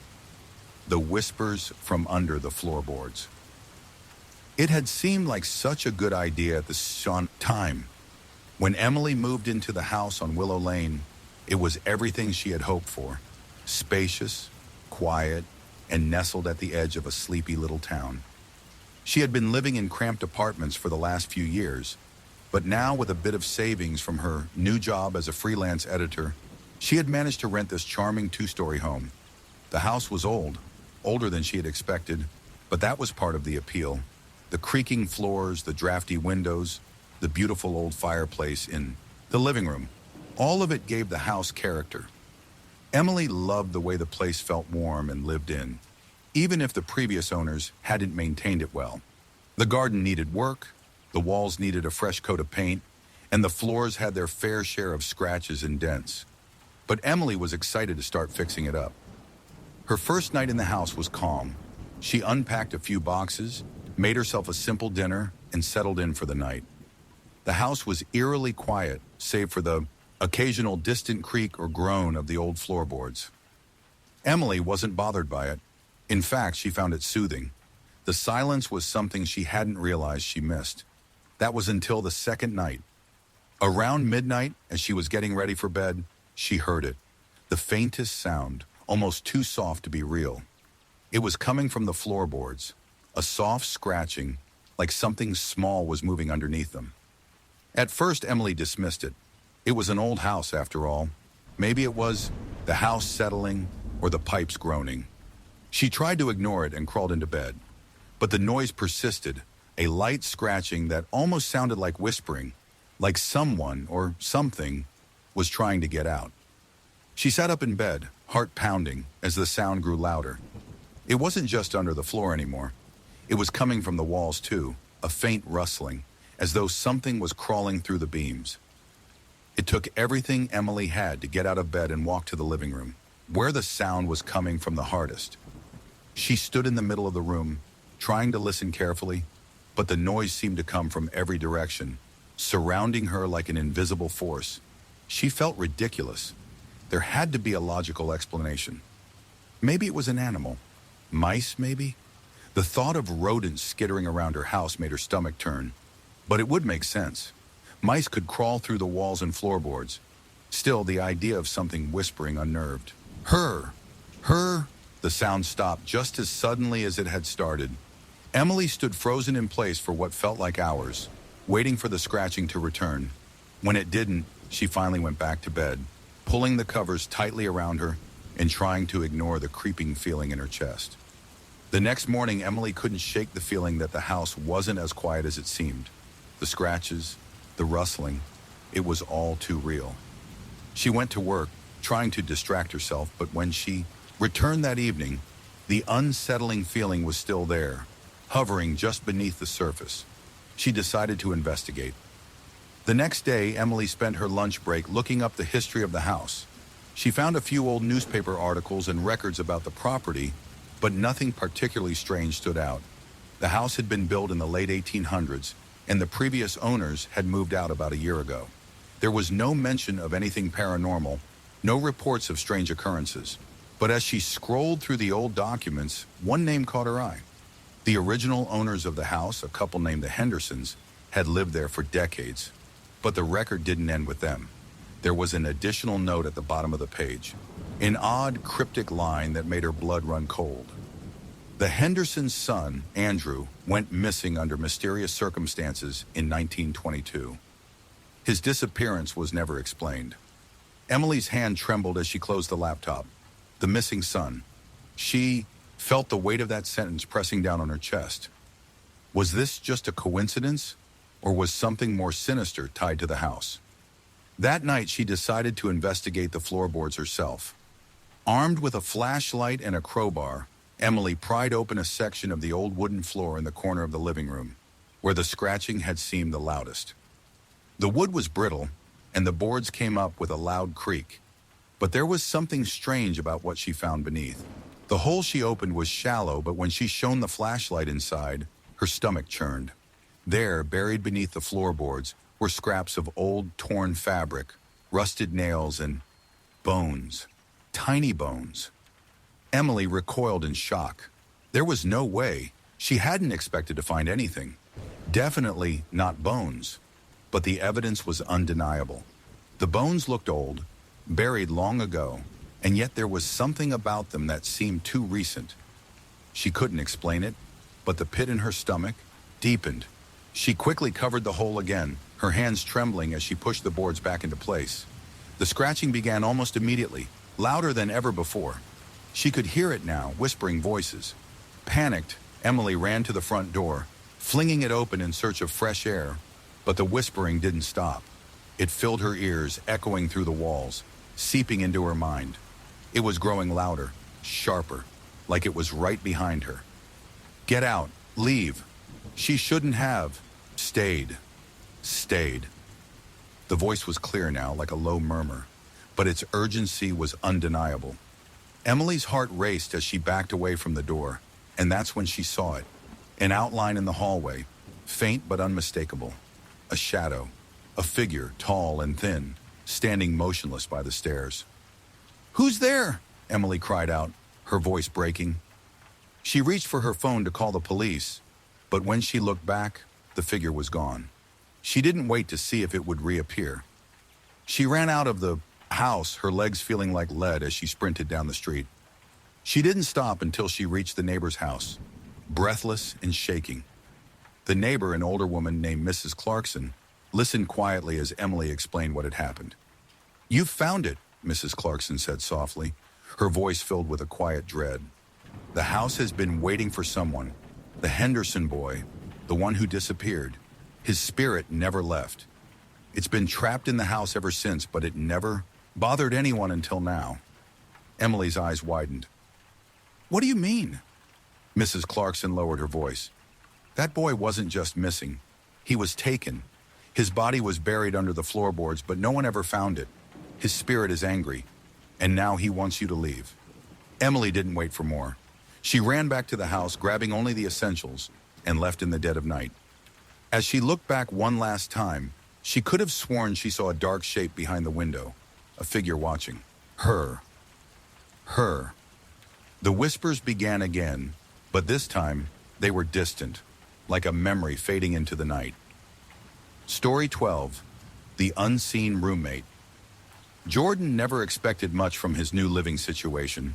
After moving to the city for a new job, he found himself struggling to afford rent in the overpriced downtown apartments. He had been searching for weeks, and just when he thought he would have to settle for a shoebox of a place in a sketchy neighborhood, he came across the listing for the house on Maple Street. The rent was shockingly affordable, and the house was quaint, a little worn down, but charming in its own way. It seemed like the perfect place to start fresh. The catch? There was a roommate, a guy named Kyle. Jordan met Kyle on the day he moved in. Kyle was older than him, in his late 30s, but he seemed nice enough. He was a quiet man with a calm demeanor, a bit of an introvert, but Jordan didn't mind that. He had lived with quieter roommates before. Kyle's room was tucked away on the opposite side of the house, and they agreed that they'd keep to themselves for the most part. The layout was perfect for that, a large house with separate hallways and plenty of space. Kyle didn't really come out much. He would retreat to his room after work, and Jordan often went to bed early, waking up early for his job at the coffee shop. They'd pass each other in the kitchen occasionally, exchange a few polite words, but there was never any deep conversation. It was a quiet, comfortable arrangement, at least for the first few weeks. But then things started to change. It started with the odd noises. At first it was faint, a creak of the floorboards, the soft scuff of shoes in the hallway, the sound of someone moving around in the kitchen long after Jordan had gone to bed. He thought it was Kyle, maybe coming out for a late-night snack or getting some water, but when Jordan would check the next morning, Kyle was always tucked safely in his room, fast asleep. Jordan tried to brush it off as his imagination, or maybe the house settling. After all, it was an old place with creaky floors and narrow hallways. But as the days went on, the noises grew louder, more distinct. Sometimes Jordan would wake up in the middle of the night to hear footsteps outside his door, slow and deliberate. But when he would open it to see if Kyle was awake, no one would be there. One night, the sounds grew more distinct. Jordan had just turned off his lamp, settling into bed, when he heard the unmistakable sound of someone sitting down in the living room, the creak of a chair. He rolled over, checking the clock. It was nearly 1 a.m. He was about to go back to sleep when he heard the soft murmur of a voice, low, almost inaudible, but definitely there. Someone was talking. Jordan rubbed his eyes, unsure of what he was hearing. Was Kyle talking to someone? Maybe on the phone? But he hadn't heard anyone come over. He stood up, feeling uneasy, and opened the door. The hallway was dark, silent, no footsteps, no voices. He crept quietly into the living room. The couch was empty and the lights were off. The house was still. His heart was racing now, the unease crawling up his spine. He went back to his room, locking the door behind him, but the feeling of being watched didn't fade. He lay in bed staring at the ceiling, listening to the stillness of the house. The next morning he asked Kyle about it, trying to sound casual. "Hey, did you have anyone over last night? I thought I heard voices." Kyle's expression didn't change. He looked up from his cup of coffee and gave Jordan a small smile. "Number. It was just me. I don't know. Maybe you were dreaming?" Jordan felt a little stupid for even bringing it up, but something about Kyle's response struck him as odd. There was no concern, no curiosity about what Jordan had heard, just a calm dismissal. "Right. Jordan muttered, rubbing the back of his neck. I must have imagined it. But the noises didn't stop.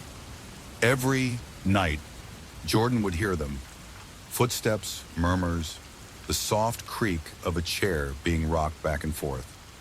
And every time Kyle was either fast asleep in his room or nowhere to be found. The house was empty except for the two of them, and yet it felt like something else was living there. Then one night, things took an even stranger turn. Jordan woke up to the sound of the door creaking open. His first instinct was to look at the clock, 3 a.m. He hadn't heard Kyle come in, and the house was unusually quiet. But then he heard it, the faintest whisper from the hallway, a voice he didn't recognize. He pushed himself up on his elbows, his heart pounding in his chest. He was paralyzed by the sense that something was terribly wrong. Slowly, he crept out of bed, making sure not to make a sound. The hallway was dark, but there was a light coming from underneath Kyle's door. It was dim, almost like a candle flickering inside. Jordan's breath caught in his throat as he slowly reached for the door handle. He hesitated for a moment, then opened it just a crack. Inside, Kyle was sitting on his bed facing the wall.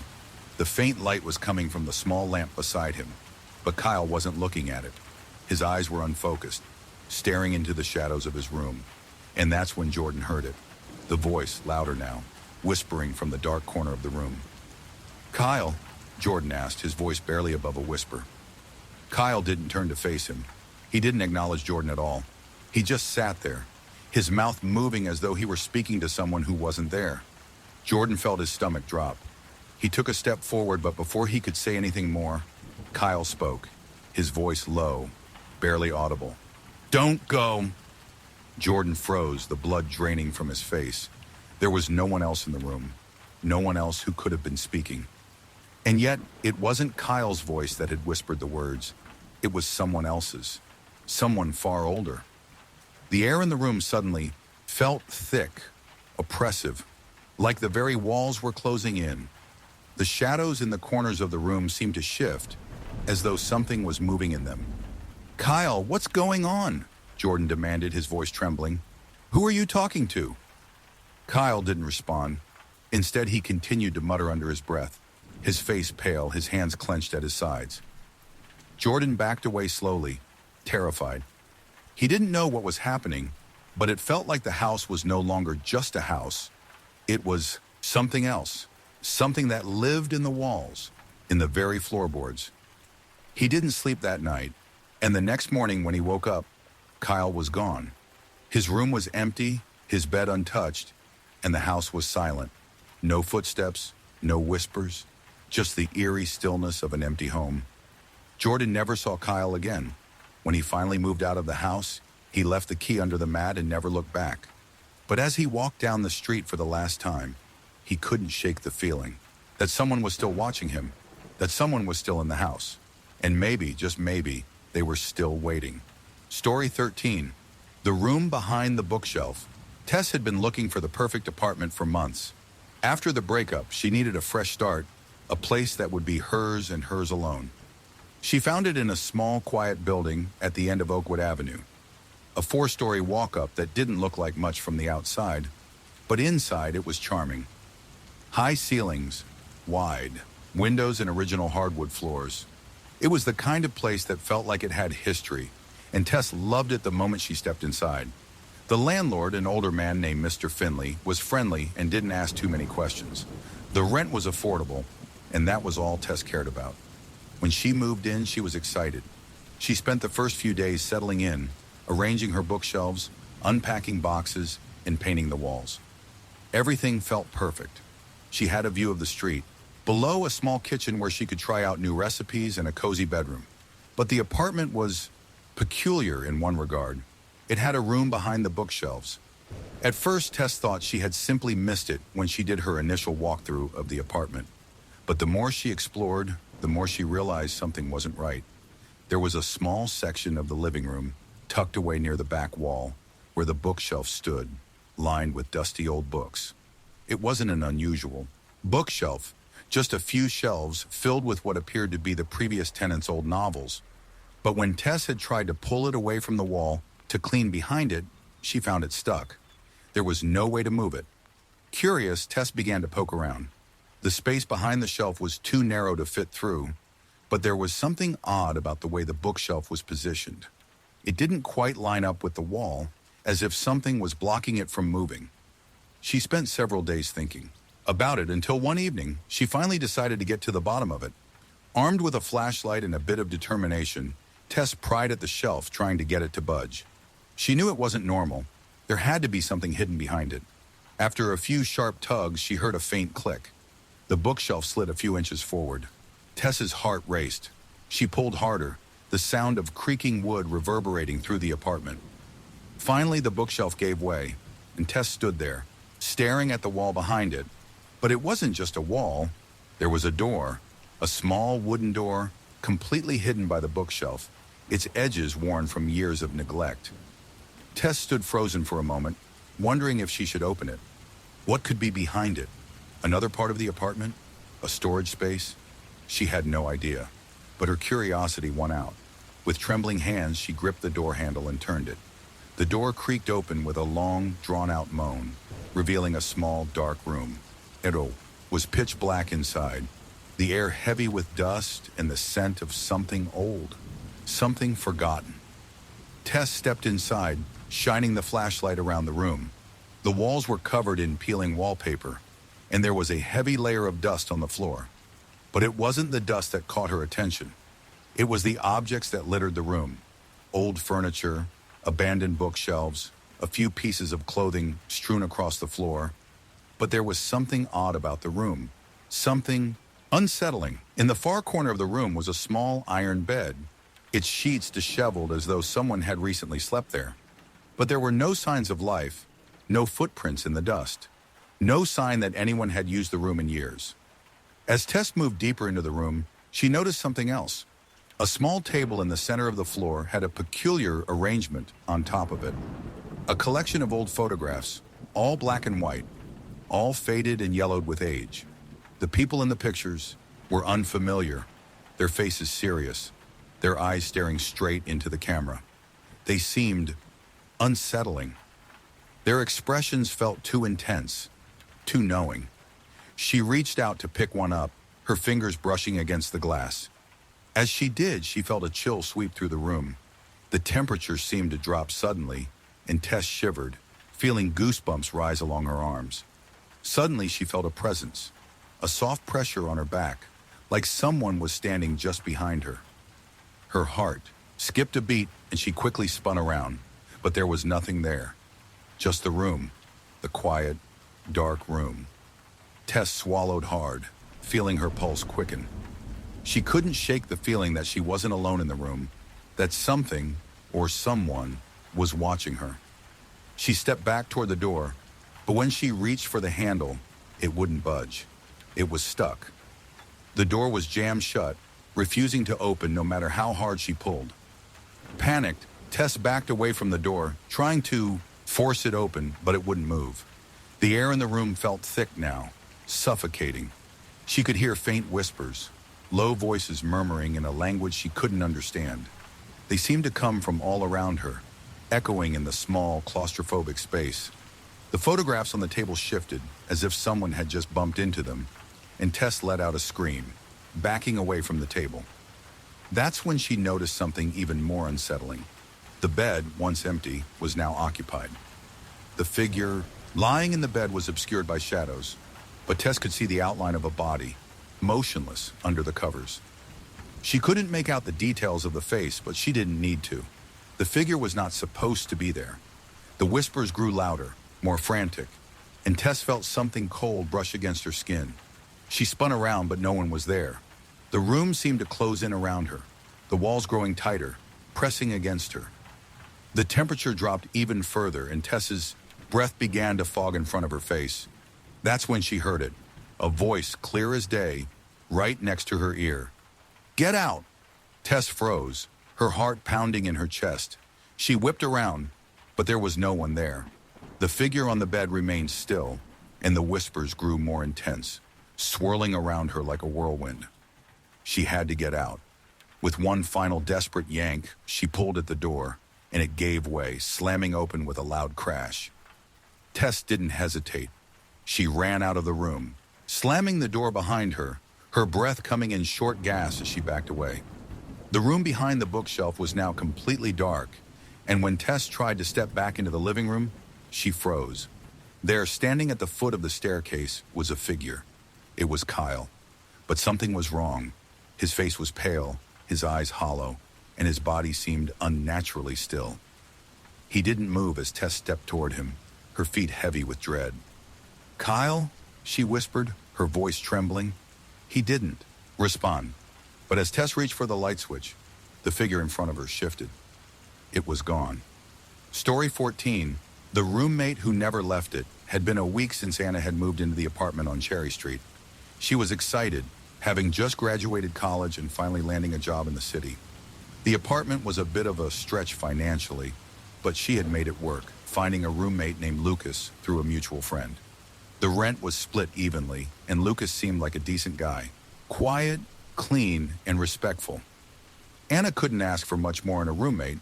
The apartment itself wasn't anything spectacular, but it had charm. High ceilings, large windows, and an old-fashioned fireplace in the living room that still had its original mantle. The place had an old feel, but in a comforting way, like the kind of house where you could curl up with a book and get lost in time. Anna was happy to be there, settling into her new routine of work and apartment life. At first, things were easy. Anna and Lucas kept their distance, both respectful of each other's space. They would exchange pleasantries when they crossed paths in the kitchen, but other than that, it was a quiet living arrangement. The only real time they spent together was during the occasional movie night or when they ran into each other in the hallway. But after a few days, Anna began to notice something odd. Lucas had a peculiar habit, one that she couldn't quite place. He never seemed to leave the apartment. At first, Anna thought nothing of it. Maybe Lucas had an odd work schedule, or maybe he worked from home. She figured it was just a coincidence that he was always there when she came back from work. But then it became more obvious. Every time she came home, he was there. Every time she went to bed, he was there. When she woke up, he was already awake. There were no signs that Lucas was leaving the apartment. His shoes were always by the door, his jacket hung up on the hook in the hallway, and the faint sound of the TV or music would drift from his room. There were never any signs of him being out, not even a trip to the grocery store or a visit to friends. One evening, Anna decided to confront him about it. It had been nearly a week, and she had never seen him leave the apartment. There had to be a reason, a good explanation. She knocked on his door, trying to sound casual. "Hey, Lucas," she began. "I've been meaning to ask you something." There was a long pause, and then the door creaked open slightly. Lucas stood on the other side, looking as calm and collected as ever. He was wearing the same shirt he had worn the day before, his hair still neatly combed. There was no sign of disarray, no sign that he had been anywhere else. "Hey, Anna," he said with a smile. "What's up?" Anna hesitated, trying to find the right words. "I was just wondering, how come I never see you leave the apartment? Are you working from home or something?" Lucas's smile faltered for a moment, but he quickly regained his composure. "Oh, I don't really go out much. Just prefer to stay in, you know? Work's all online, and I don't really have any plans. Nothing interesting out there." Anna nodded slowly, but something about his answer didn't sit right with her. There was something too rehearsed about his tone, something too practiced, but she didn't want to push the issue. She smiled back and nodded, backing away from the door. "All right, just curious," she said. "Let me know if you need anything." Lucas didn't respond. He just smiled at her, and the door closed softly behind him. That night, Anna couldn't shake the feeling that something wasn't right. She tried to ignore it, but the feeling of unease lingered in the pit of her stomach.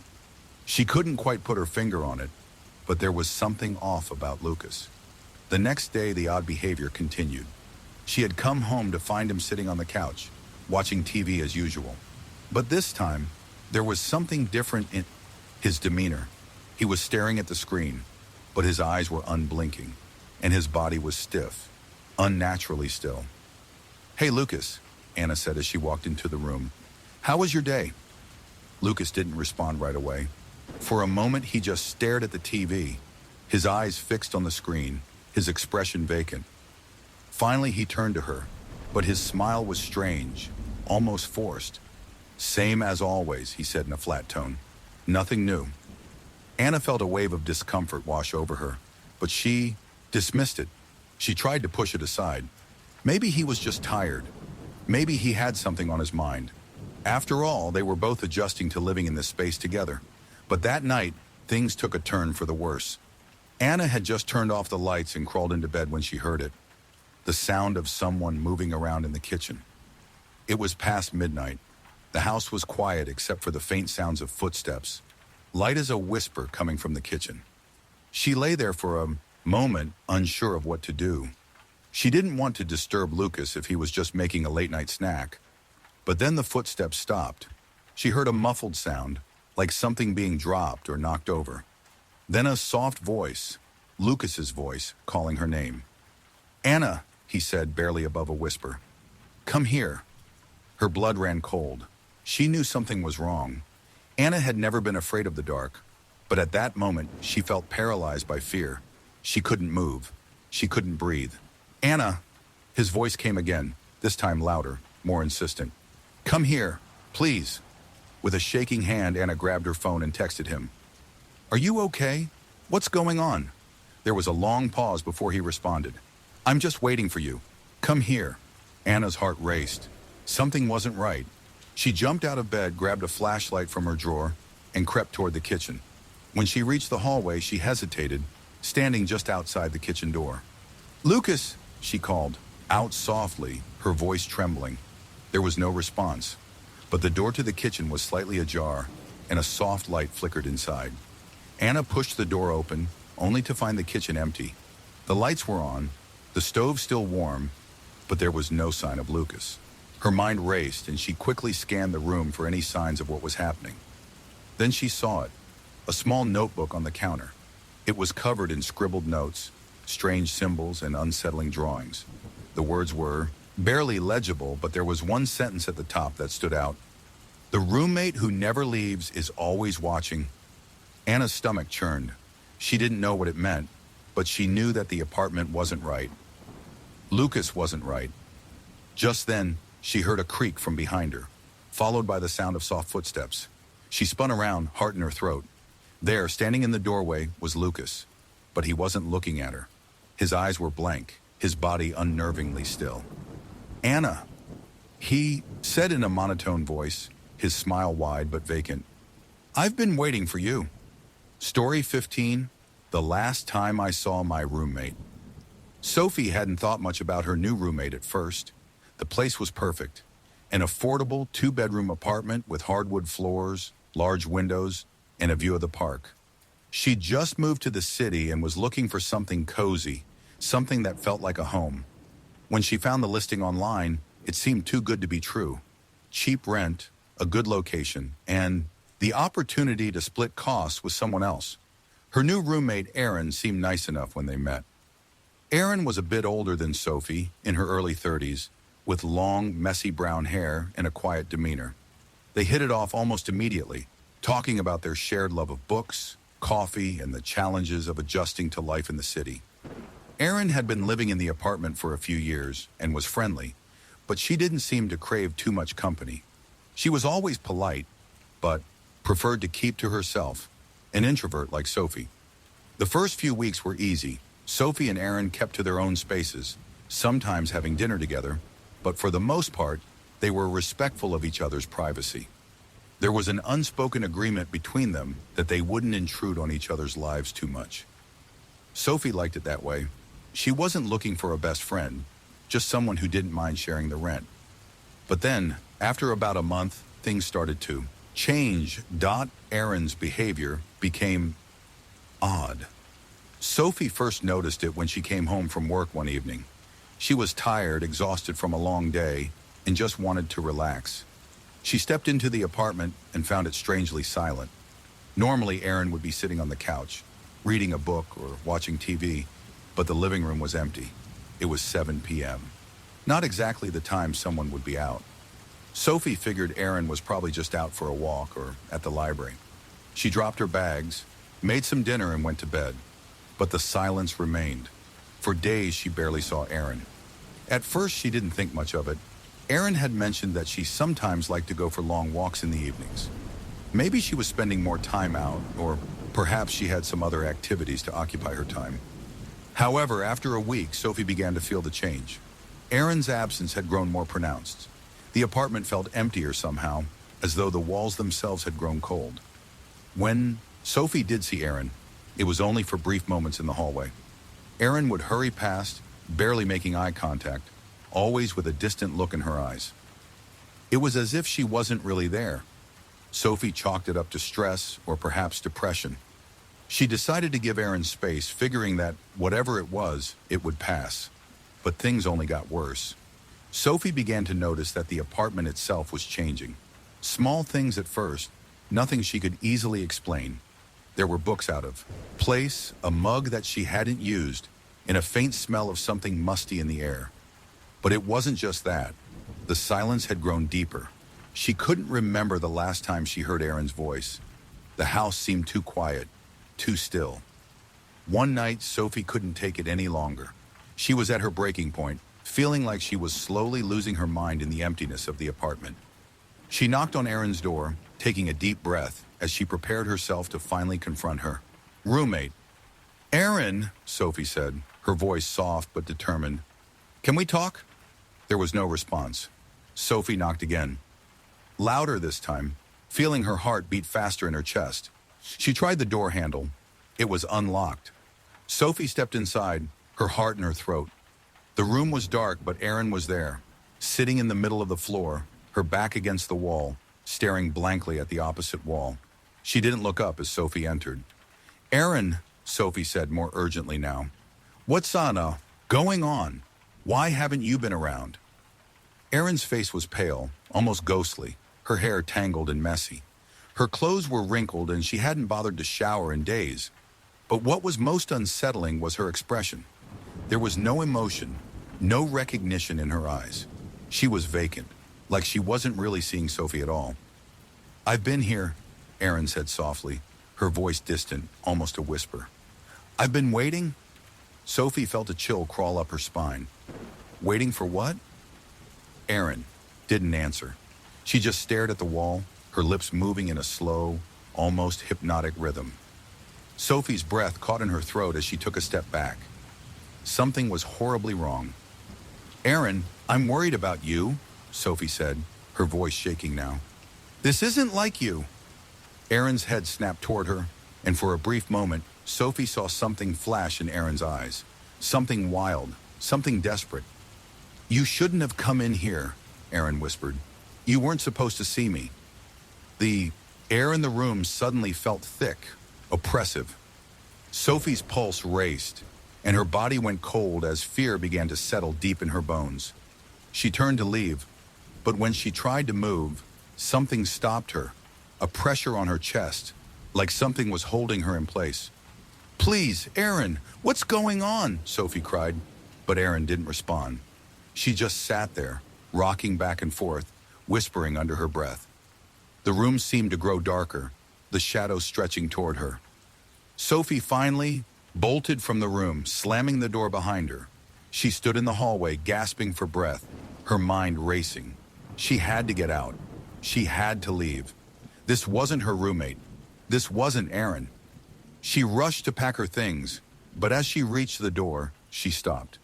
In the hallway at the far end, she saw Erin standing motionless, her eyes wide and unblinking. She hadn't even heard her approach. Erin was staring at Sophie, but there was no recognition in her gaze, just emptiness. "Erin," Sophie asked, her voice trembling. And that was when she heard it, a voice that didn't belong to Erin. It was soft, almost a hiss, but unmistakable. "She's gone, Sophie. She never left." Sophie froze, her heart racing as she turned to see where the voice had come from. But there was no one there. Erin was still standing motionless at the end of the hall, her eyes now fixed on Sophie. Sophie didn't wait another second.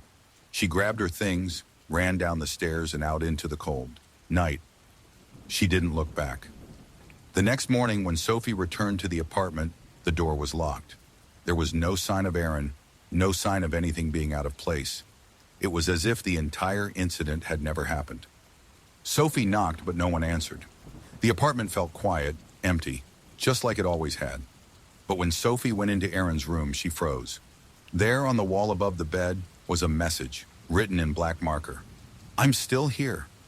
Story 16, The Roommate Who Always Smiled. Emily had always been the type of person to keep to herself.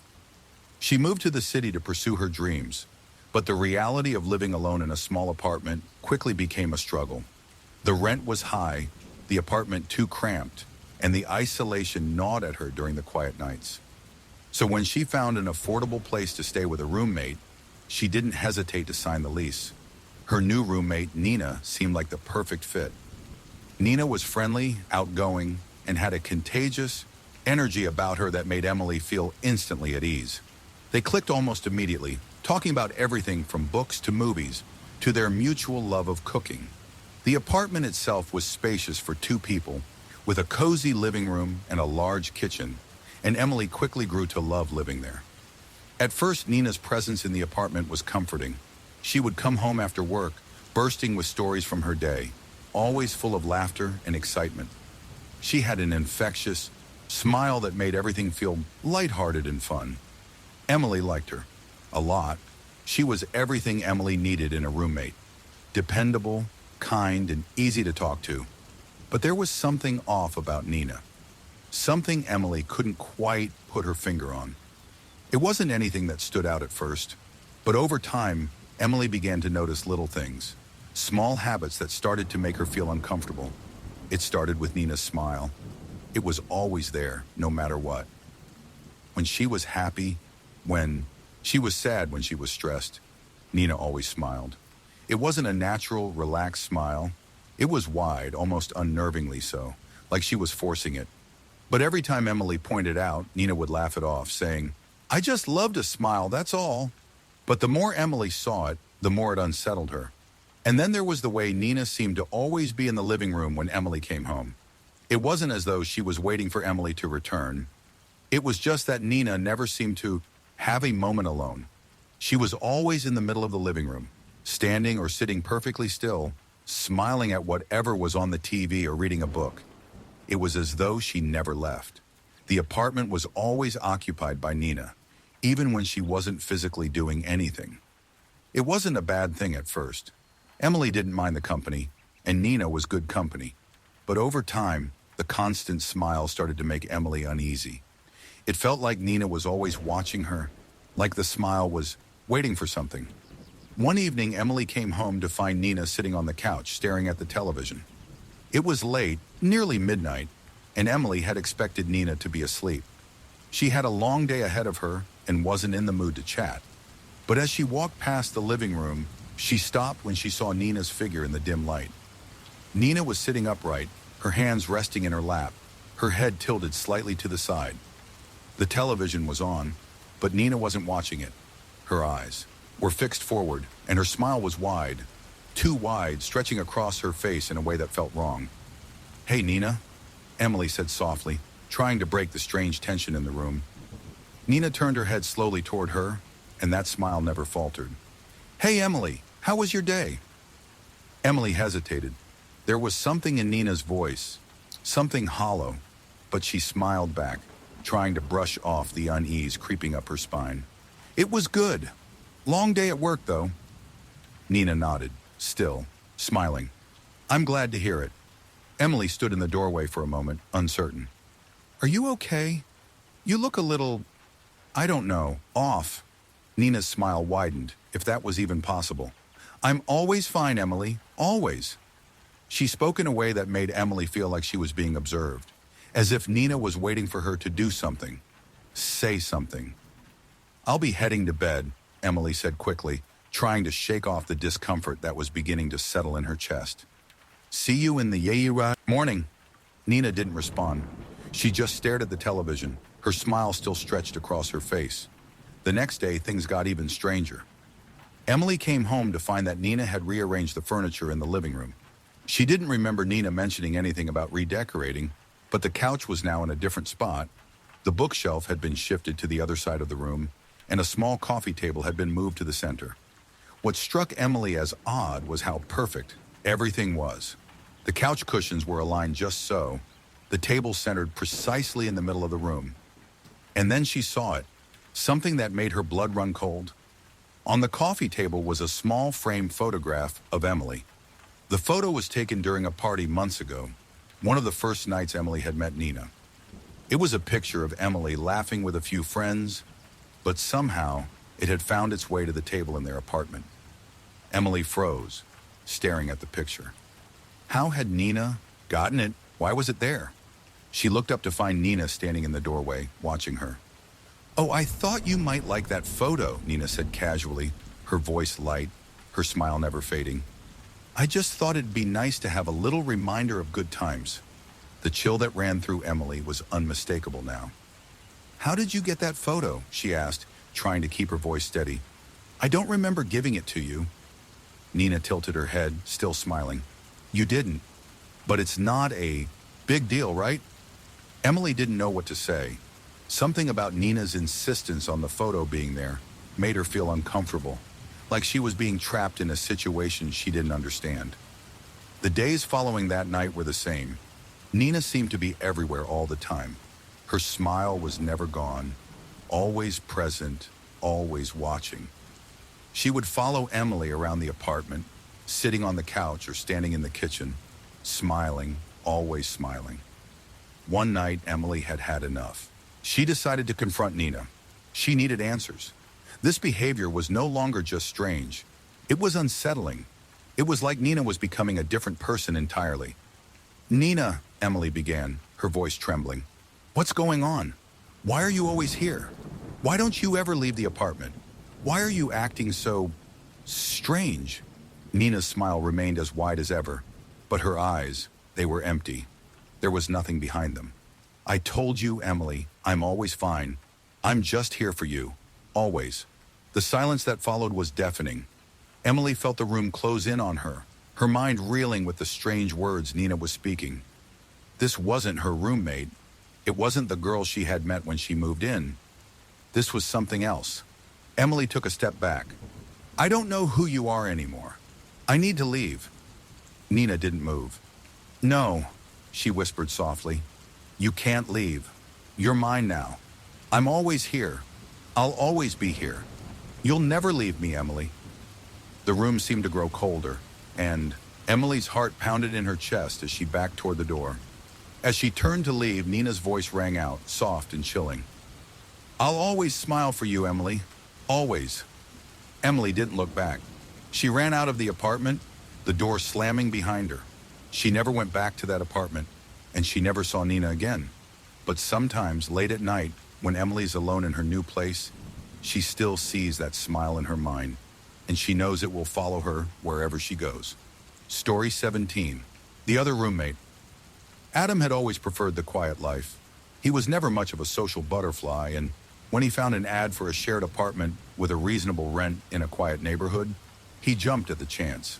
The apartment itself wasn't anything special, but it was clean, well-maintained, and far enough from the city center to offer a sense of peace. It was perfect for someone like Adam, who had a steady office job and valued his alone time. When he met his new roommate, Jacob, Adam was a little surprised.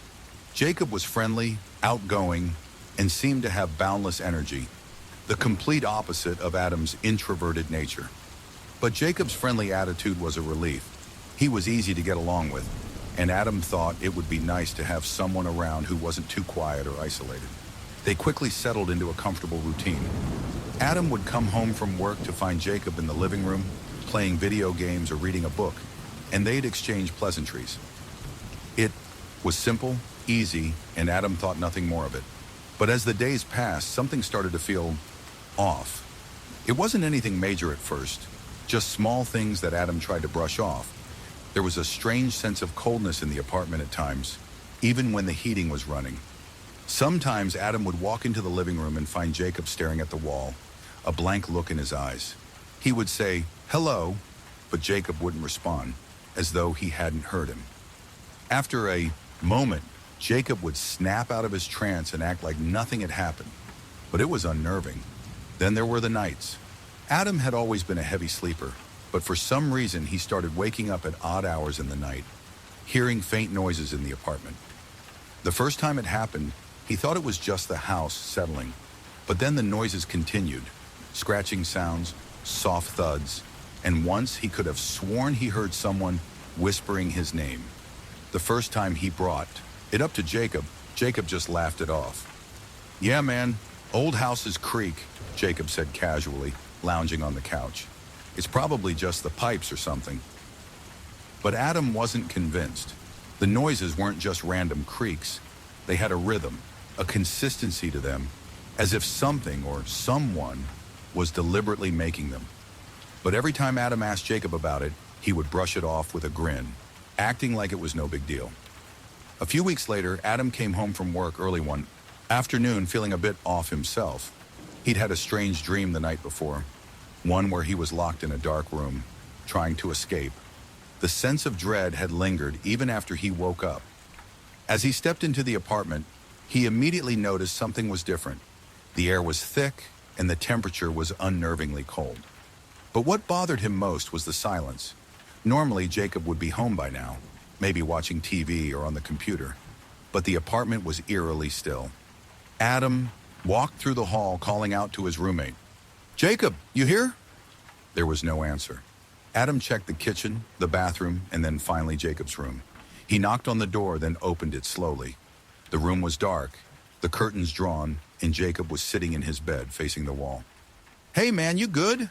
Adam asked, a hint of concern in his voice. Jacob didn't respond. "Jacob?" Still no answer. Adam stepped inside the room, his steps quiet against the wooden floor. As he approached, he noticed that Jacob's posture was completely still. His head was tilted slightly, and he was staring at the wall with an intensity that sent a chill up Adam's spine. Adam reached out and touched Jacob's shoulder. "Jacob, what's going on?" Jacob's body jerked at the touch and his head snapped around to face Adam, his eyes wide and glassy, like he hadn't blinked in hours. "Adam," Jacob said slowly, as if he was processing the words for the first time, "you shouldn't have come in. Here." Adam stepped back, confused. "What do you mean? What's wrong with you? You scared me." Jacob's lips curled into a smile, but it wasn't the easygoing, friendly smile Adam had become used to. It was wide, unnerving, and seemed almost out of place. His eyes were too wide and the smile seemed too forced. "I'm fine," Jacob said, his voice a little too quiet. "I'm always fine." Adam felt an unease settle deep in his gut. The words didn't sound like they came from Jacob. Something about them felt wrong. "Okay," Adam said, backing away slowly. "You sure? Maybe you should get some rest." "I don't sleep much anymore," Jacob replied, still smiling that unsettling smile. "I don't need to." Adam left the room, shutting the door behind him. He stood in the hallway, his heart racing. He didn't know what was going on, but the air in the apartment felt different. Heavy, thick. The next few days were worse. Jacob became more distant. He barely left his room. Sometimes Adam would hear noises, coming from inside. Whispers, scraping sounds, the faint clatter of objects moving. And Jacob's behavior grew stranger. The smiles, the vacant stares, the long silences. It was as though he wasn't fully there anymore. One night, as Adam lay in bed, he heard it again. The whispers, soft and unintelligible, coming from the hallway. He turned over, trying to ignore it, but the whispers continued, growing louder, more insistent. They sounded like they were right outside his door. With a pounding heart, Adam stood up and opened the door. "Jacob?" he called softly, stepping into the hallway. But there was no answer. The apartment was dark, but as Adam walked toward the living room, he felt an icy chill wash over him. It wasn't just the temperature. It was as though the very atmosphere in the apartment had shifted. The air felt wrong. He turned the corner into the living room, and that's when he saw it. Jacob was sitting in the middle of the floor, his back to Adam. His head was tilted, down, his hair hanging over his face. And then, as if sensing Adam's presence, he turned slowly, and Adam froze in place. Jacob's face was different. His eyes were wide, unblinking. His smile stretched impossibly wide, and his skin was pale, almost gray. His mouth opened, but it wasn't Jacob's voice that came out. "Leave, before it's too late," the voice said, low and raspy.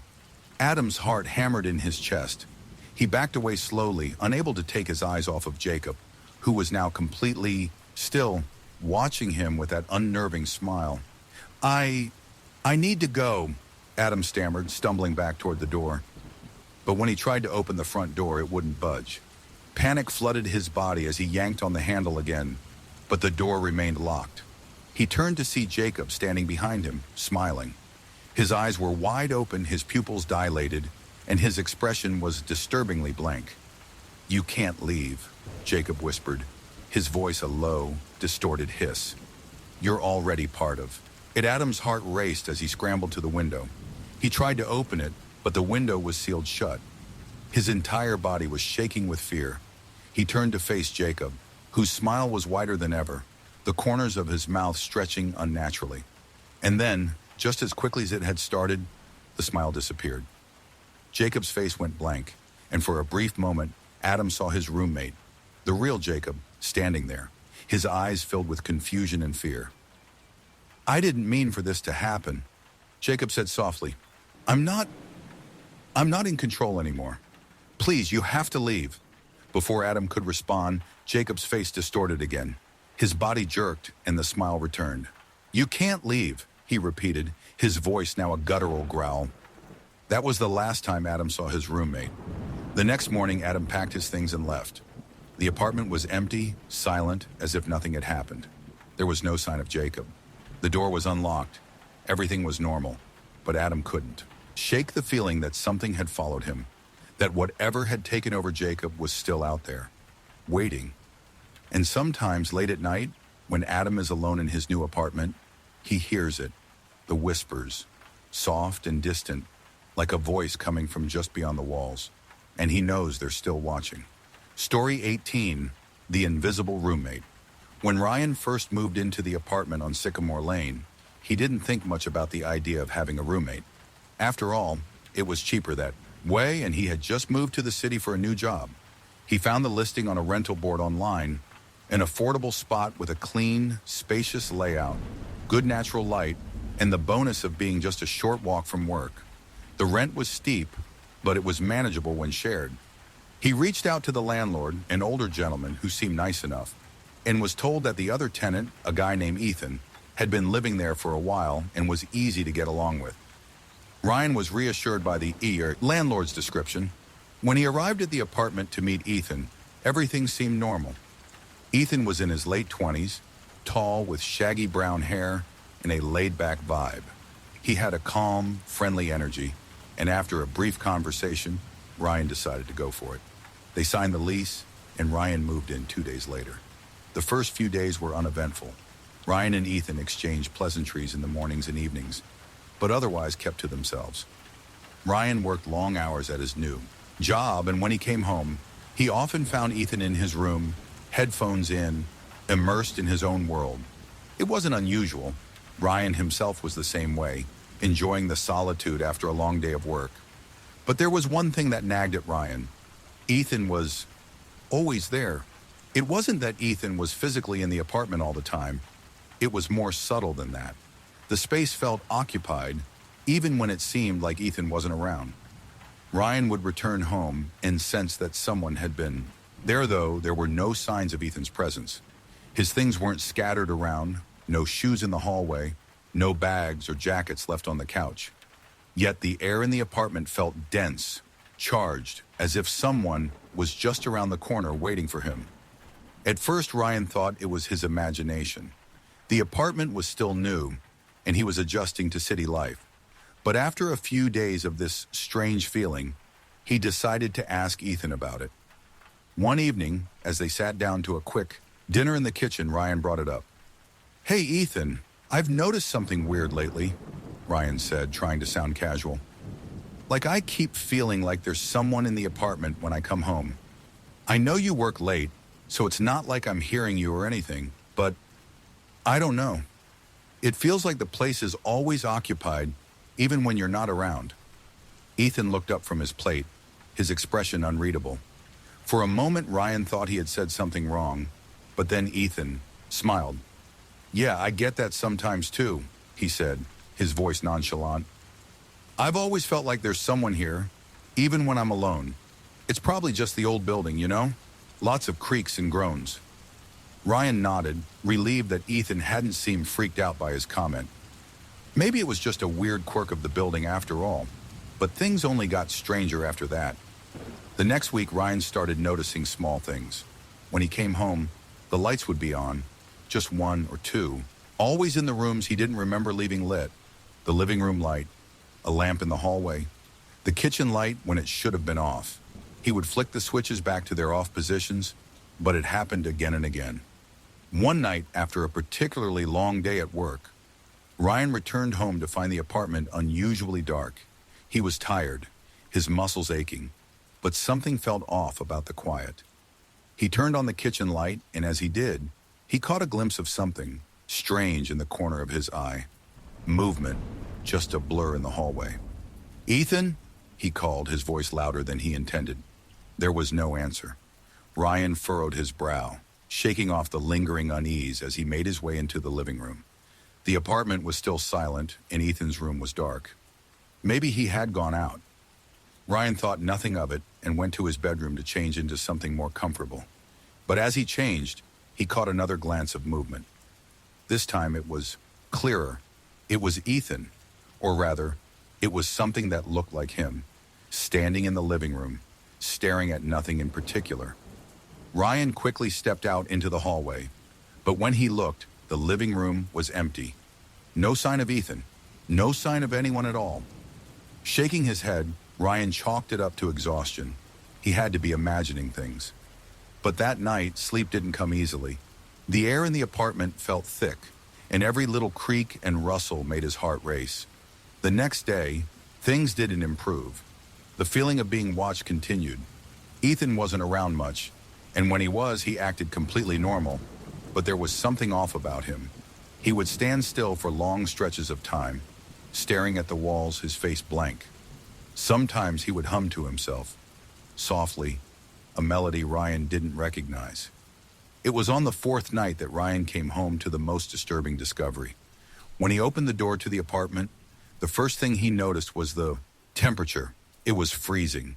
The heat was on, but the air was uncomfortably cold. He frowned and reached to turn on the light. But before he could, he heard a soft sound, a whisper, faint but clear. It came from the kitchen. "Ryan." The whisper sounded almost like his name, but not quite. He stepped into the kitchen calling out, "Ethan?" There was no response, but the whisper continued. It was coming from behind the counter, from a space near the pantry. "Ryan." Ryan's stomach dropped. This wasn't normal. This wasn't Ethan. He took a cautious step toward the sound, but as he did, the voice stopped abruptly, replaced by a soft thud. Then the lights flickered on their own, one after the other, until the entire apartment was illuminated. He froze, and in the kitchen doorway, he saw Ethan standing there. His expression was vacant, his body motionless, and his eyes were wide open, staring directly at Ryan. But something was wrong. Something in his face had shifted. The smile, always present, always there, was gone, replaced with a blank, unsettling stare. Ryan took a step back, but Ethan didn't move. The silence in the apartment was suffocating.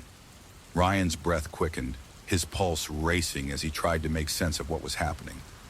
I'm just here, Ryan," Ethan finally said, his voice emotionless. "I'm always here. You're never alone." Ryan's heart pounded in his chest as he turned and bolted toward the front door. He didn't look back, not even once, as he ran out of the apartment, slamming the door behind him. The next day, when Ryan returned to the apartment, he found it completely normal. The lights were off. The apartment was silent. Ethan was sitting on the couch, looking just like he had when they first met, a friendly smile on his face as he looked up from the book he was reading. "Hey, man, you good?" Ethan asked, completely unaware of the fear that gripped Ryan's heart. Ryan couldn't explain it, but he knew one thing for certain. Whatever had been in the apartment with him, it wasn't Ethan. And the worst part, it never left. Story 19. The roommate from the other side, Sarah, had always been the practical type. She moved to the city to finish her studies and found an apartment that fit perfectly into her budget. It was a modest one-bedroom in a quiet older building. The rent was reasonable, and the landlord was a sweet, elderly woman who had lived in the building for years. The building itself was charming, with creaky floors and the smell of old wood in the air. For Sarah, it was a perfect match. A place to focus on her studies and have a quiet refuge from the bustle of the city. But after a couple of months, Sarah realized that something was missing. She'd never been one to enjoy living alone for long stretches. The silence began to feel oppressive. She missed having someone around to talk to share a meal with after a long day. So when she saw an ad on a community board for a roommate in the same building, she decided to give it a try. Her new roommate, Holly, moved in a few days later. Holly was quiet, reserved, but pleasant enough. She worked late shifts at a nearby restaurant and kept to herself mostly. Sarah appreciated the peace and privacy. Holly wasn't the type to throw parties or clutter the apartment with her things. She came and went in her own time, and Sarah found herself slowly growing more comfortable with the arrangement. But there was something about Holly that Sarah couldn't quite put her finger on. It wasn't her appearance. Holly was unremarkable in that sense. Her brown hair was always tied up in a messy bun, and she dressed in oversized sweaters and jeans. There was nothing about her that stood out physically, but her presence, it was almost like a shadow that lingered in the corners of Sarah's mind. A quiet unease she couldn't shake. There were moments when Sarah would walk into the living room and catch Holly staring at the wall, her face expressionless, her eyes wide, as though lost in thought or perhaps something else entirely. But whenever Sarah asked if she was okay, Holly would just nod and give a faint smile, as if to brush off the concern. Then one evening, Sarah came home from class and found Holly sitting on the couch in the living room. The apartment was dimly lit, but Sarah noticed immediately that something was wrong. Holly wasn't staring at the wall this time. She was staring at the door to Sarah's bedroom. "Hey, Holly," Sarah said, trying to sound casual as she dropped her bag by the door. "How's your day going?" Holly didn't respond at first. She was still staring at the door, her eyes unfocused. It was the kind of look that unsettled Sarah, the kind of look someone gets when they're not really there. I've been thinking," Holly said, her voice soft, almost dreamy. "I think I've been here before, in this apartment, in this room." Sarah's heart skipped a beat. She didn't understand. "What do you mean?" she asked, trying to keep the unease from her voice. Holly's eyes flicked over to Sarah, but there was something in them that Sarah hadn't seen before. A kind of distant sadness. "I don't know," Holly whispered, her gaze shifting back to the bedroom door. "It's like I've lived here before. With you." Sarah felt a shiver run down her spine, but she didn't want to make a big deal out of it. It could have been a strange comment, maybe just a product of Holly's tiredness. But Sarah couldn't help but wonder, what exactly had Holly meant by that? The next few days were quiet, but something in Sarah's gut told her that something wasn't right. She started noticing more oddities in the apartment. There would be things out of place, small things like a glass that wasn't hers or a piece of furniture that had been shifted just slightly. At first, she thought it was just Holly being absent-minded, but as the days went on, it began to feel like there was someone else in the apartment. One night, Sarah woke up in the middle of the night to the sound of soft footsteps. At first, she thought it was Holly coming home from one of her late shifts, but as the footsteps grew louder, Sarah realized that the sounds were coming from the hallway outside her room. The door to her bedroom was cracked open just a sliver, and through the gap she could see the dim outline of someone standing there, unmoving. Frozen, Sarah stared at the figure in the doorway, her heart racing in her chest. The person didn't move, didn't speak, just stood there. "Holly?" Sarah whispered, her voice barely audible. There was no answer. The figure remained motionless. Terrified, Sarah quickly grabbed her phone from the bedside table and texted Holly. "Hey, are you home? I think I saw someone outside my room." Seconds passed and then Sarah's phone buzzed. "I'm at work." A cold chill ran through Sarah. The figure in the doorway wasn't Holly. It wasn't anyone she recognized. Panic surged within her, and in one swift motion, Sarah shoved her phone back into her pocket and locked the door. She didn't dare leave the room. not after what she had seen. The footsteps stopped soon after, and the apartment fell eerily quiet again. The next day, Sarah confronted Holly when she came home from work. "Holly," she began, her voice shaky, "I need to ask you something. Last night I saw someone standing outside my door. It wasn't you. It was like a shadow just standing there. Do you know anything about that?" Holly blinked, looking at Sarah as if she hadn't heard her correctly. "What do you mean? You saw someone?" she asked, her brow furrowing in confusion. "I wasn't even home last night." "Exactly," Sarah replied. "So who was it?" "I'm not sure," Holly said slowly, "but I think I know what it was." Sarah's heart skipped a beat. "What do you mean?" Holly paused for a long time, as though weighing her words carefully. Then, in a soft, almost uncertain voice, she spoke again. I think it was the other roommate," she said quietly. "The one who lived here before me." Sarah stared at her. "What are you talking about? I don't know anyone else who lived here." Holly's smile faltered, but she quickly recovered. "I never told you, but I'm not the first roommate here. Before me, there was someone else. Someone who wasn't supposed to leave." Sarah felt the blood drain from her face. "What do you mean, wasn't supposed to leave?" Holly's voice dropped to a whisper. "They never left. They're still here, in the apartment, waiting." The room seemed to grow colder as the air between them thickened. Holly's eyes were wide, as if she was seeing something just beyond Sarah's shoulder. "I think I'm just a temporary place for them," Holly continued, her voice trembling. I think we're all just passing through. You should leave, before it's too late." Suddenly, the apartment felt too small, too suffocating. Sarah didn't know what to believe, but she knew one thing for sure. She had to leave. Fast. She didn't stay another night. Story 20. The Mirror in the Hallway. Claire had always prided herself on being independent. She had moved to the city to chase her career in graphic design, leaving behind the quiet, small-town life she'd grown up with. The apartment she found was an older building in a neighborhood that was slowly being gentrified. It had a certain charm, creaky floors, large windows that let in the light, and just enough space for her to spread out her art and work. It was perfect. Her roommate Lucy seemed nice enough when they first met. She was a quiet woman, about Claire's age, with dark hair and a no-nonsense attitude. Lucy worked long hours as a nurse and wasn't home much. The two of them rarely crossed paths, but when they did, it was polite enough. Claire didn't mind the quiet. She actually preferred it. She would come home, retreat to her room to work on her art, and Lucy would be either at the hospital or locked away in her own room. Everything seemed fine. At first, the apartment itself had a long, narrow hallway that led from the front door to the bedrooms at the back. It was sparsely decorated, but one thing stood out in particular. A large, ornate mirror hung on the wall just before the entrance to the kitchen. The mirror was old, probably as old as the building itself. The frame was a dark wood, intricately carved with swirls and floral patterns, and it seemed almost out of place in the otherwise simple apartment. Claire never paid much attention to it, other than occasionally glancing at her reflection as she passed by. But then strange things started happening. It started small. Claire would notice that the reflection in the mirror seemed off. Sometimes when she passed by in the morning or evening, her reflection would seem to linger longer than it should, as though it was staring back at her just a bit too long.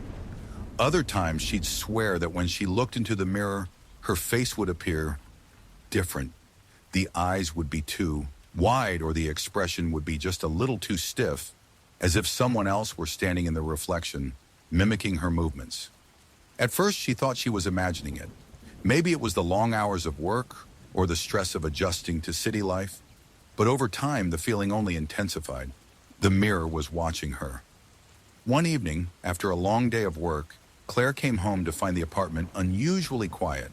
She didn't see Lucy's shoes by the door, and the light in the hallway was off. She was relieved to have some time to herself for once, so she tossed her bag aside and went into the kitchen to make dinner. But as she passed the mirror, something caught her eye. For a moment, she could have sworn that the reflection wasn't hers. The face in the mirror was slightly tilted, the eyes cold and unmoving. It wasn't her. It was someone else. But when she turned around to look at the hallway, no one was there. Her heart skipped a beat. Just tired, she muttered to herself, shaking the thought from her head. You're just seeing things, Claire. But she couldn't stop thinking about it. Later that night, after dinner, she stood in front of the mirror, staring at her reflection. The apartment was silent around her, and for the first time she felt uneasy. That's when she saw it again. The reflection in the mirror shifted slightly. Her own face remained still, but the figure in the mirror moved, tilting its head at an unnatural angle. It wasn't a trick of the light or the angle. It was something different. Claire gasped, stumbling backward. Her breath caught in her throat. The face in the mirror wasn't just an echo of her own. It was alive somehow. There was something wrong with it. Something off. "Lucy!" she called, her voice shaking. "Is that you?" But there was no answer. Claire turned and ran toward her bedroom, slamming the door behind her. She locked it, her heart racing, and she sat on her bed, staring at the mirror across the room, trying to gather her thoughts. But the silence in the apartment felt suffocating now, as though it were closing in around her. She couldn't shake the feeling that the mirror was alive, watching her, waiting for her. The next day, Claire couldn't get the mirror out of her mind. She had to do something about it. She decided to confront it. Maybe it was just a weird trick of the light or something in her own mind playing tricks on her. But when she looked in the mirror again that morning, her reflection didn't look the same. It wasn't her. Her reflection was twisted. Her face was expressionless, like she was staring at something far off in the distance. And in the reflection, she could see that she was not alone. There in the background, a shadowy figure was standing just behind her. Its face was obscured in darkness, but it was watching her. No, waiting for her. Claire's breath caught in her throat, and she stepped back from the mirror, her heart pounding. But the figure didn't disappear. It stayed, there, in the reflection, just as still as she was.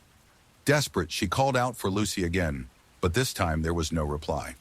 She ran to her phone and tried calling her roommate, but the line went straight to voicemail. Panic crept into her chest. The day went on, and the strange feeling in the apartment didn't fade. Claire couldn't shake the feeling of being watched.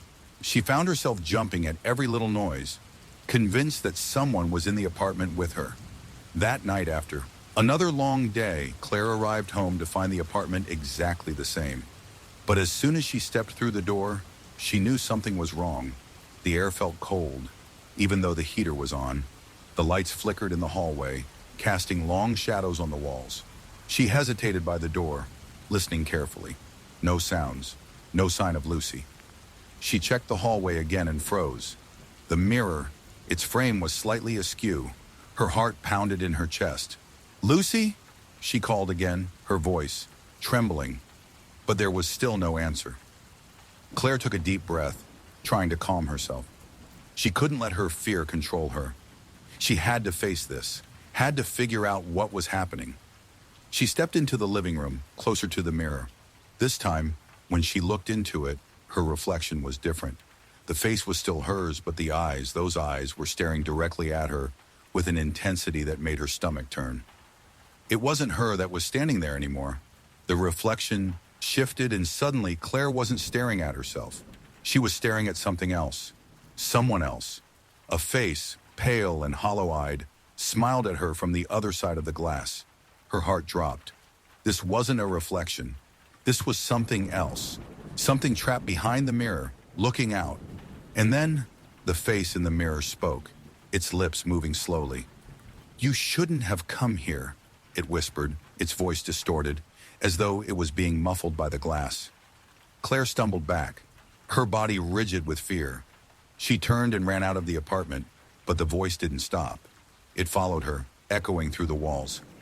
"You can never leave." She didn't know what was happening, but Claire knew one thing for sure. Whatever was in that mirror wasn't something she could escape, and it wasn't something she could forget. Story 21. The Final Roommate. Aiden had never been one to believe in anything supernatural. He was a practical person, someone who liked facts and logic over speculation and superstition. So when he moved into the rundown apartment building on Crescent Street, he wasn't thinking about anything other than getting a decent place to live on a budget. He had just moved to the city for a new job, and the rent in the area was ridiculously high. But when he stumbled upon the listing for a shared apartment in the heart of the neighborhood, the price seemed too good to pass up. His new roommate, Clara, was already living there when Aiden arrived. She was quiet, reserved, and a bit eccentric, but not in a way that was off-putting. Clara was in her late 20s, with long, dark hair and an air of someone who had seen more than their fair share of life's hardships. She was polite when they first met and explained that she worked nights as a barista at a nearby coffee shop, which meant she was often out during the evening. At first, everything was fine. Aiden settled into his routine, working long hours at his new job, and Clara kept to herself, spending most of her time in her room when she was home. The apartment was small and old, with peeling wallpaper and creaky floorboards, but it was cozy enough for two people. Aiden was used to the quirks of older buildings, and he figured he'd be fine as long as they got along.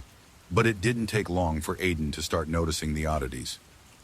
The first thing that caught his attention was Clara's strange behavior late at night. He would come home after work, expecting to relax, but there were times when he found Clara sitting in the living room in total darkness, staring at nothing. She'd be there for hours, perfectly still, just sitting in the dark. When Aiden would ask if everything was okay, she'd give him a strange, distant smile and say, "I'm just thinking." It was unsettling, but Aiden didn't want to pry. He figured it was just one of those quirks people had. After all, he didn't know Clara that well. She could be going through something personal that he wasn't aware of. The second odd thing that happened was a little more unsettling. One evening, Aiden came home to find the apartment completely silent. There was no sound of Clara in her room, no music playing, no kitchen appliances humming. The entire apartment felt eerily still, like something was wrong. "Clara!" Aiden called out, but there was no answer. He walked through the living room and into the kitchen, but it was empty. When he reached Clara's door, he knocked lightly, but again, there was no response. He opened it slowly, half expecting to find her sitting on the bed, like she usually did. But instead, the room was dark, the bed neatly made, and Clara was nowhere to be seen. Panicking slightly, Aiden called out again. "Clara, where are you?" Just as he was about to check the bathroom, the front door opened behind him. Clara stepped inside, looking as though she had just come back from a long walk. She didn't seem to notice his confusion and simply smiled. "Oh, hey," she said, like nothing was unusual. "I went for a walk. Sorry, I didn't hear you come in." Aiden was taken aback. He was certain that Clara's room had been empty just moments ago. He couldn't understand how she had gotten out of the apartment without him hearing the door. He didn't press her, though, thinking it was just his imagination. But he couldn't shake the strange feeling that something wasn't right. Then came the third occurrence, the one that made Aiden realize something truly bizarre was happening. It was late, one night, and Aiden was in his room, reading through a work report before bed. The apartment was quiet as usual, but then he heard it, the soft scrape of something against the floor, followed by the faintest sound of footsteps. At first he thought it was Clara, but when he listened closer, he realized it was coming from the hallway outside his room. The footsteps were slow, deliberate, as if someone was walking in the apartment, but there was no one there. Aiden felt his heart begin to race. He stood up and cautiously opened the door, peering down the dark hallway. The apartment was empty, but the air felt heavier than usual. He walked down the hallway toward the living room, where the sound had originated, but there was no sign of Clara. In fact, there was no sign of anyone. Suddenly, the front door creaked open behind him, and Clara walked in. But there was something different about her this time. She didn't seem to see him at first. She walked straight past him, her eyes unfocused, as though she was in a trance. She moved like a puppet, slow and methodical, with an unsettling stiffness to her movements. "Clara?"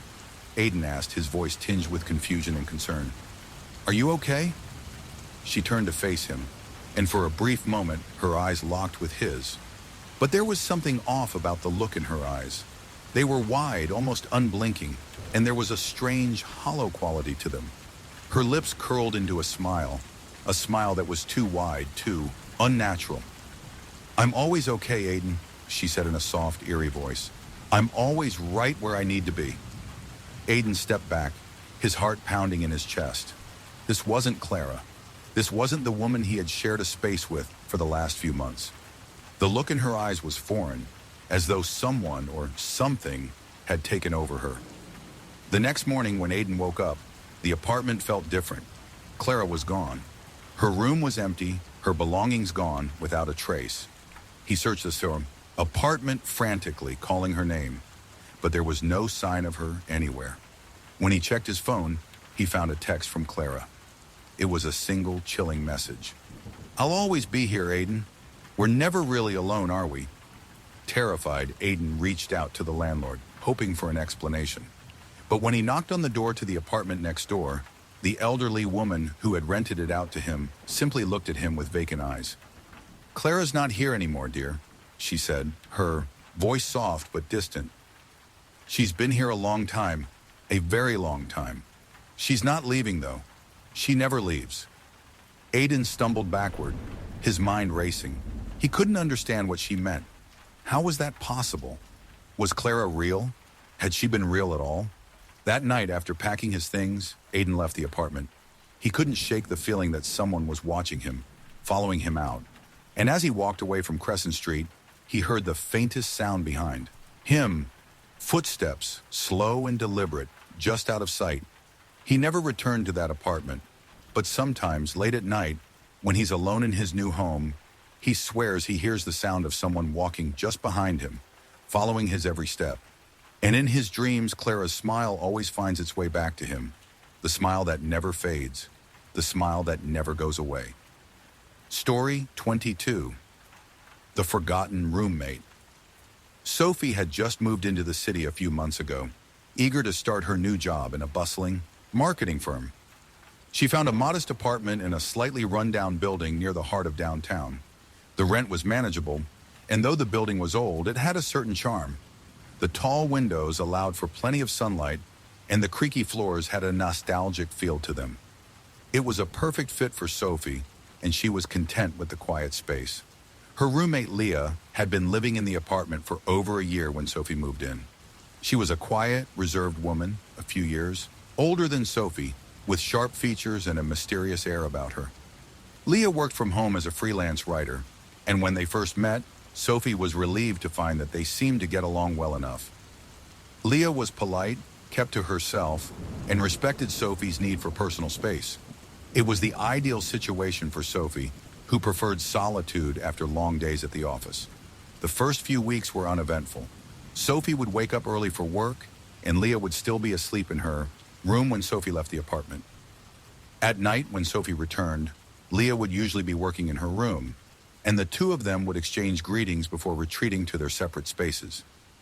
There was a quiet harmony between them, the kind that made living together feel effortless. But after a few weeks, Sophie started noticing something odd. Leah began acting more distant. She would spend entire days in her room without coming out, only emerging for a quick meal or to use the bathroom. Sophie tried to brush it off as Leah simply being busy with her freelance work, but something about it felt wrong.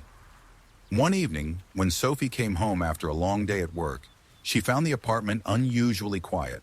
She called out to Leah, but there was no response. This wasn't strange at first, as Leah sometimes took long hours to finish her work.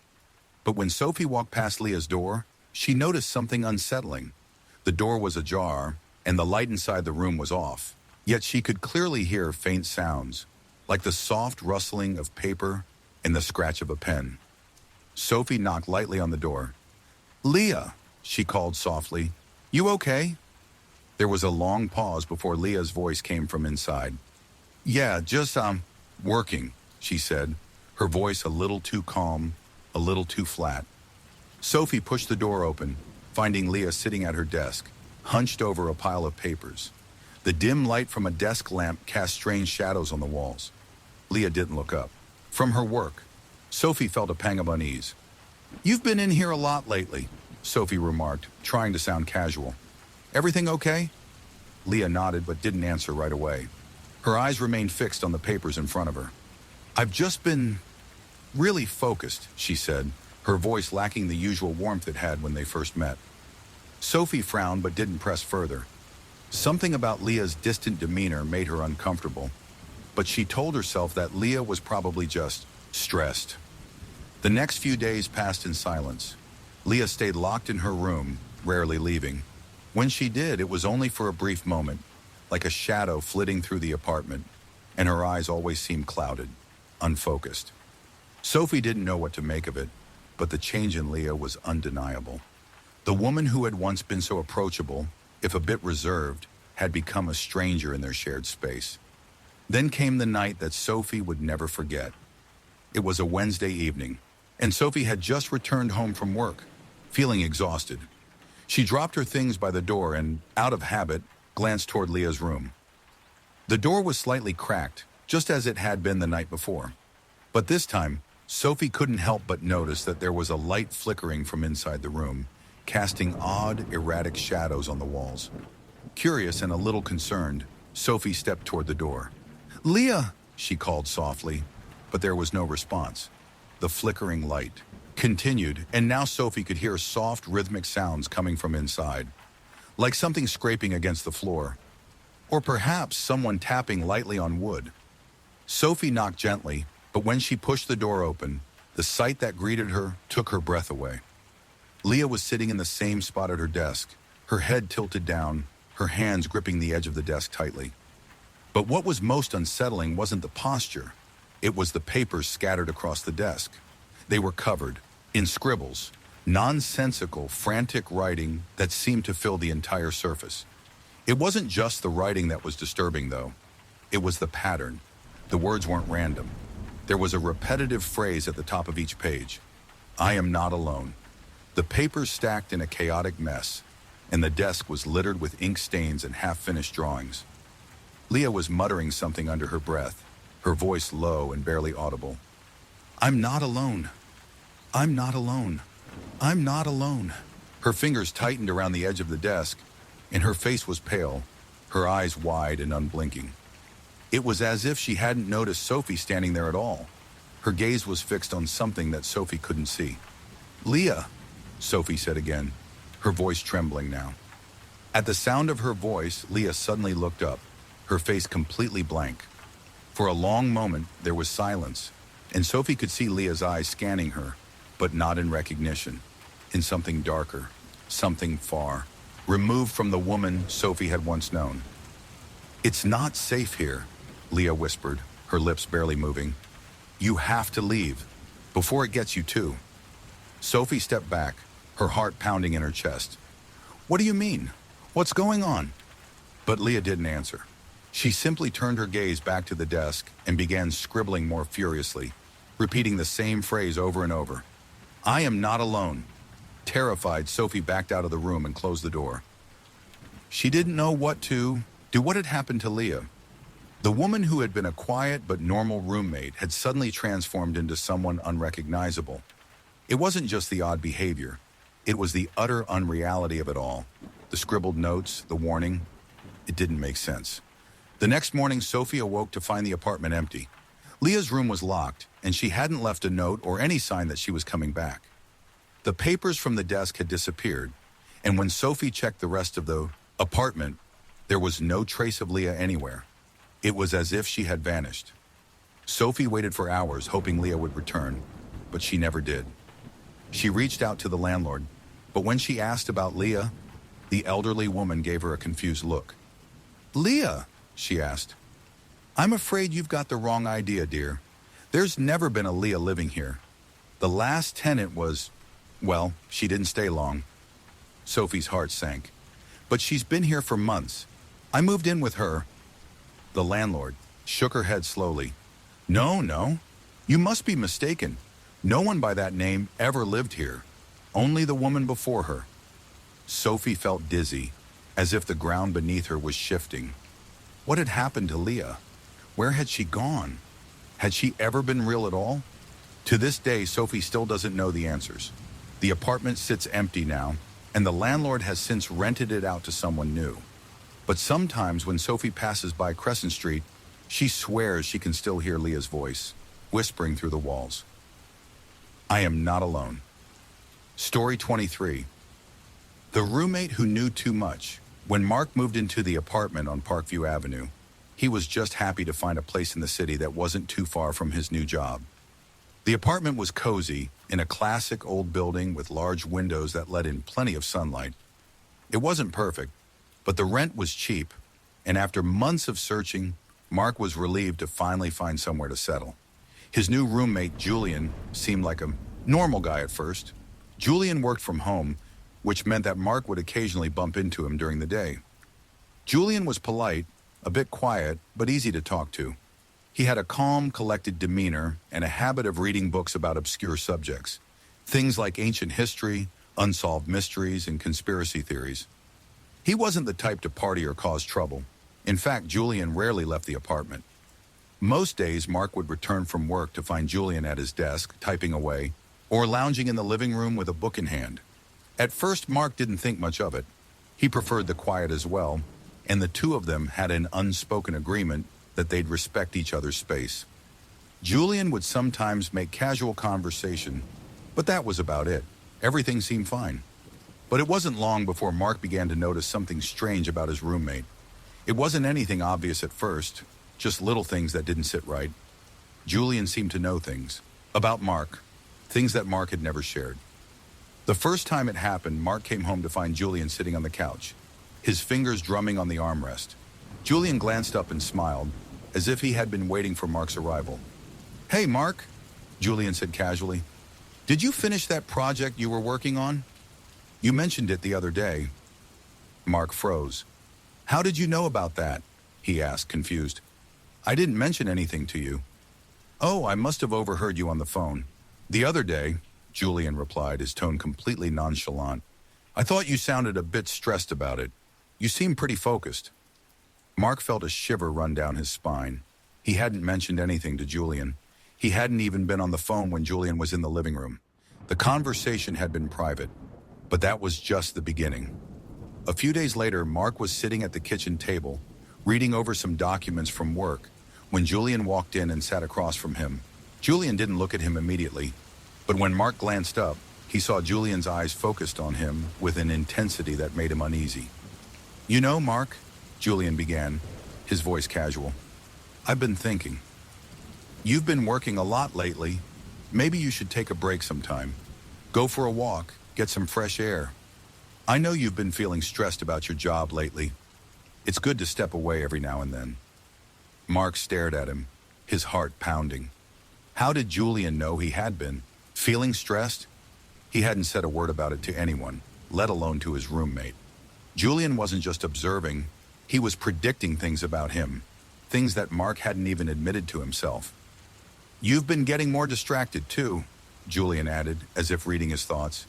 You haven't been sleeping well. You toss and turn at night. Mark's pulse quickened.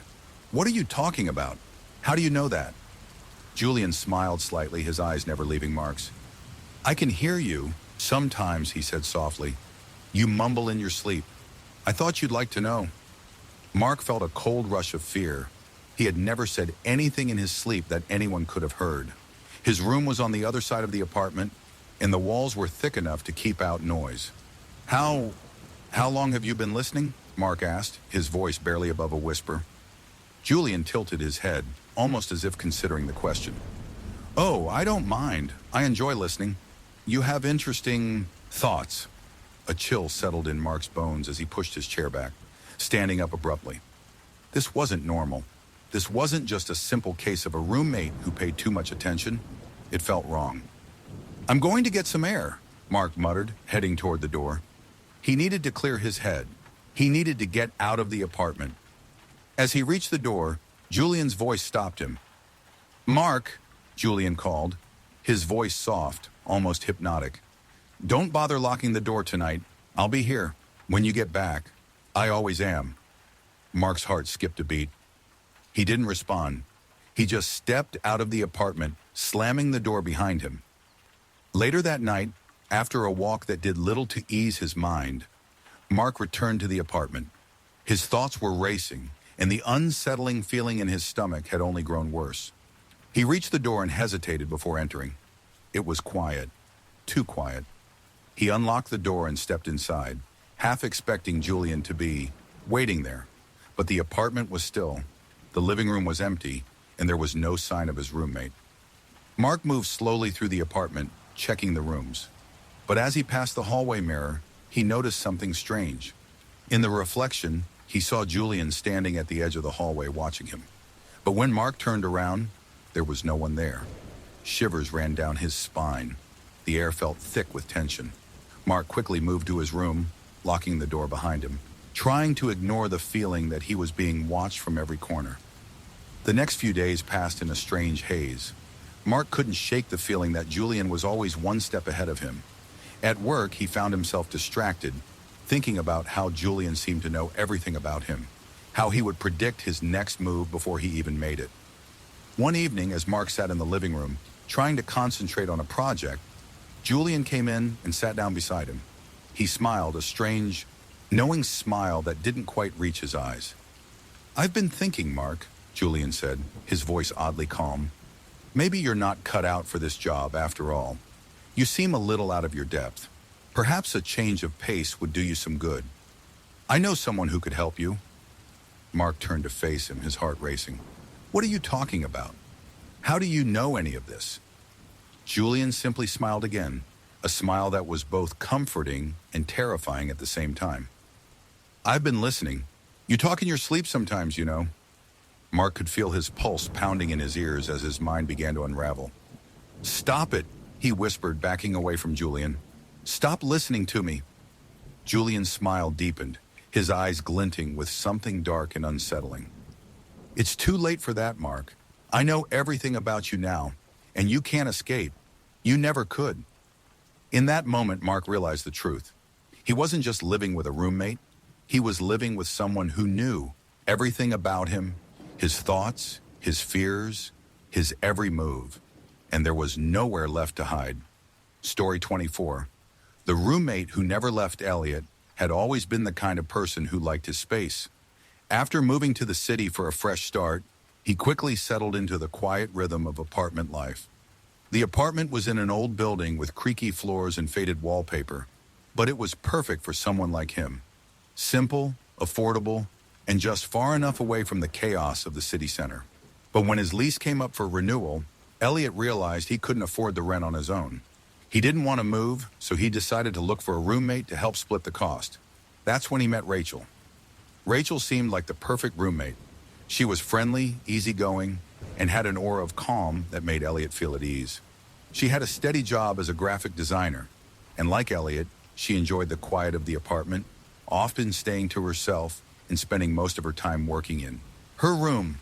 Their interactions were minimal but polite, a few exchanges here and there in the kitchen when one of them was cooking, and an occasional shared movie night. It was comfortable, peaceful. Elliot thought he had found a perfect living situation, but things started to change. It began slowly at first.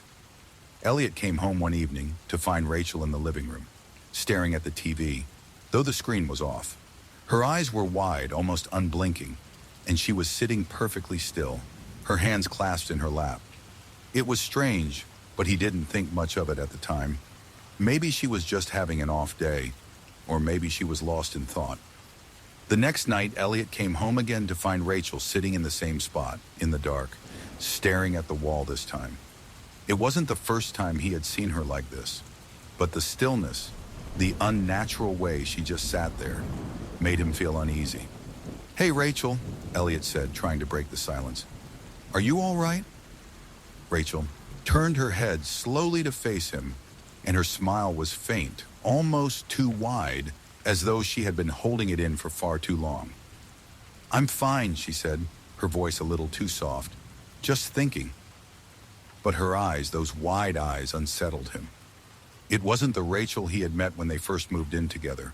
This was someone else entirely, someone distant, almost hollow. Over the following weeks, Rachel's behavior became even more erratic. She started staying in her room more, rarely coming out, and when she did, she was quiet. Too quiet. There was an eerie stillness to her presence, as though she was holding something back.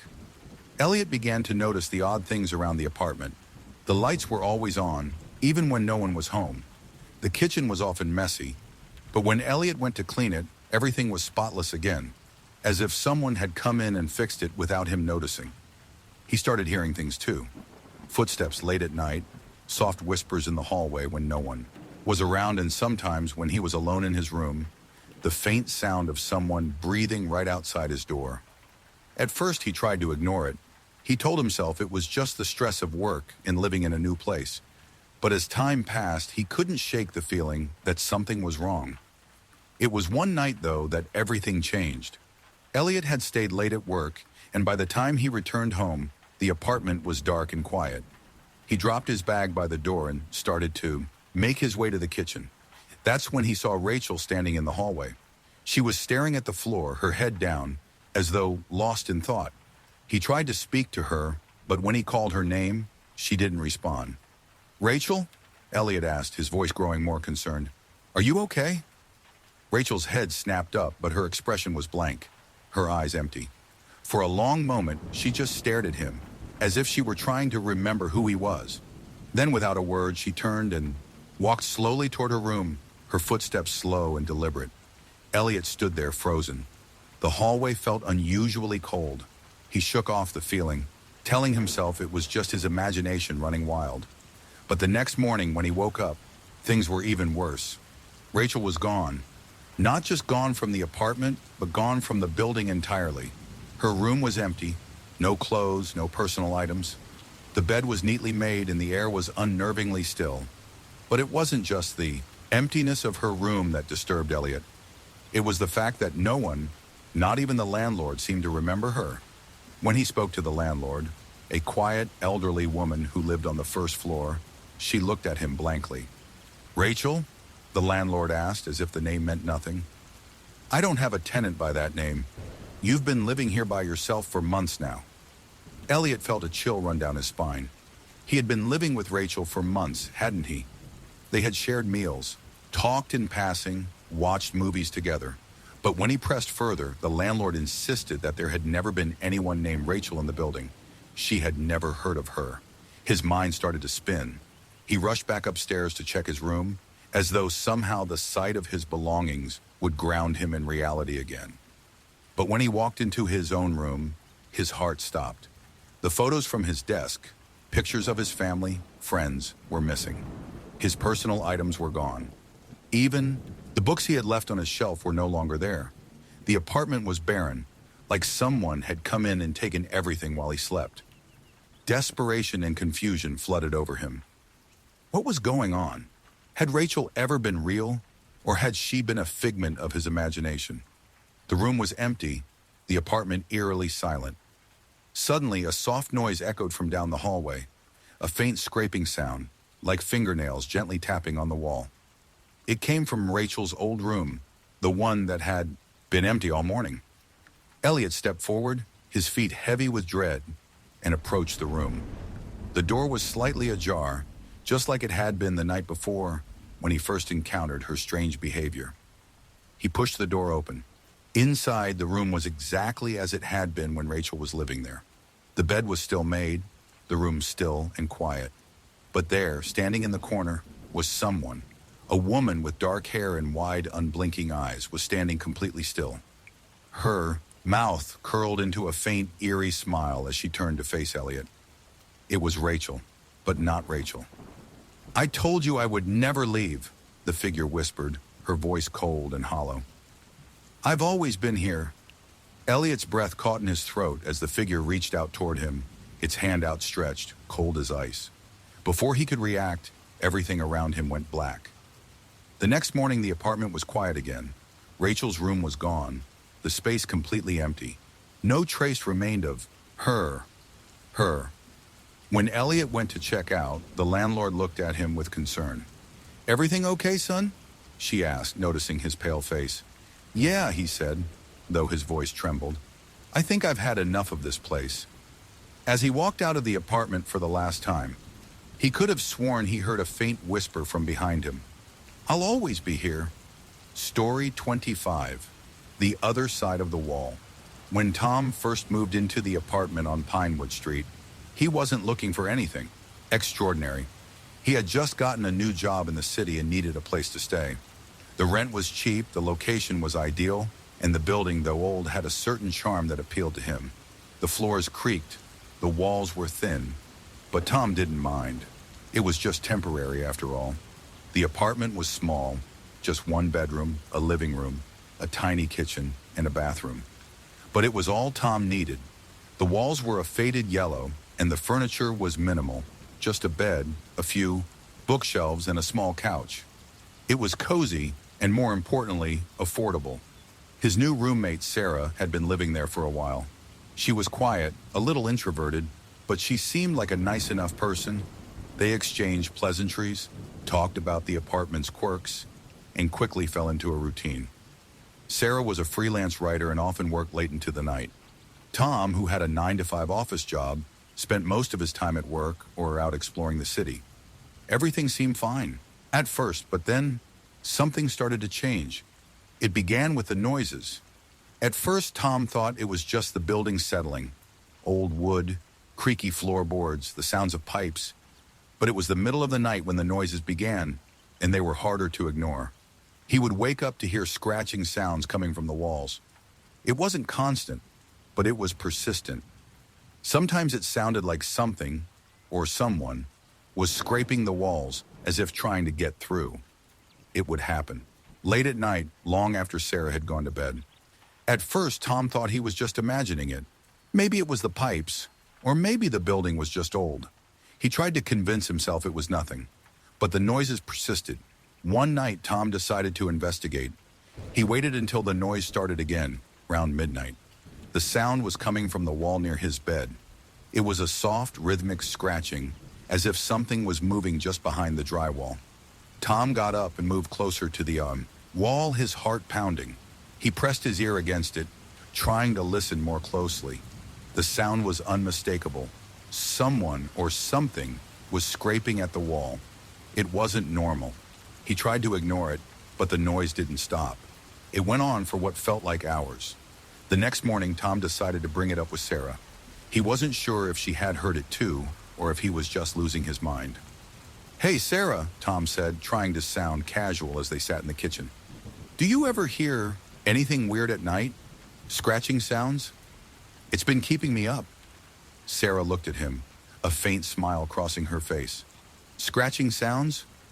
No, I haven't heard anything like that," she replied, sounding a little too nonchalant. Tom furrowed his brow. "Are you sure? It's been pretty loud." Sarah shrugged, clearly uninterested. "Maybe it's just the building settling. It's old, you know. Old buildings can make all kinds of noises." Tom didn't buy it. The scratching had been too deliberate, too persistent. It didn't feel like a normal building noise. Something wasn't right. That night, he decided to investigate again. This time, he waited until the sound started, and then he went into the hallway, hoping to find the source of the noise. He stood outside the wall, his ear pressed up against it. The scratching was faint, but it was there. It was still coming from the wall near his bedroom, just behind the drywall. Tom's pulse quickened.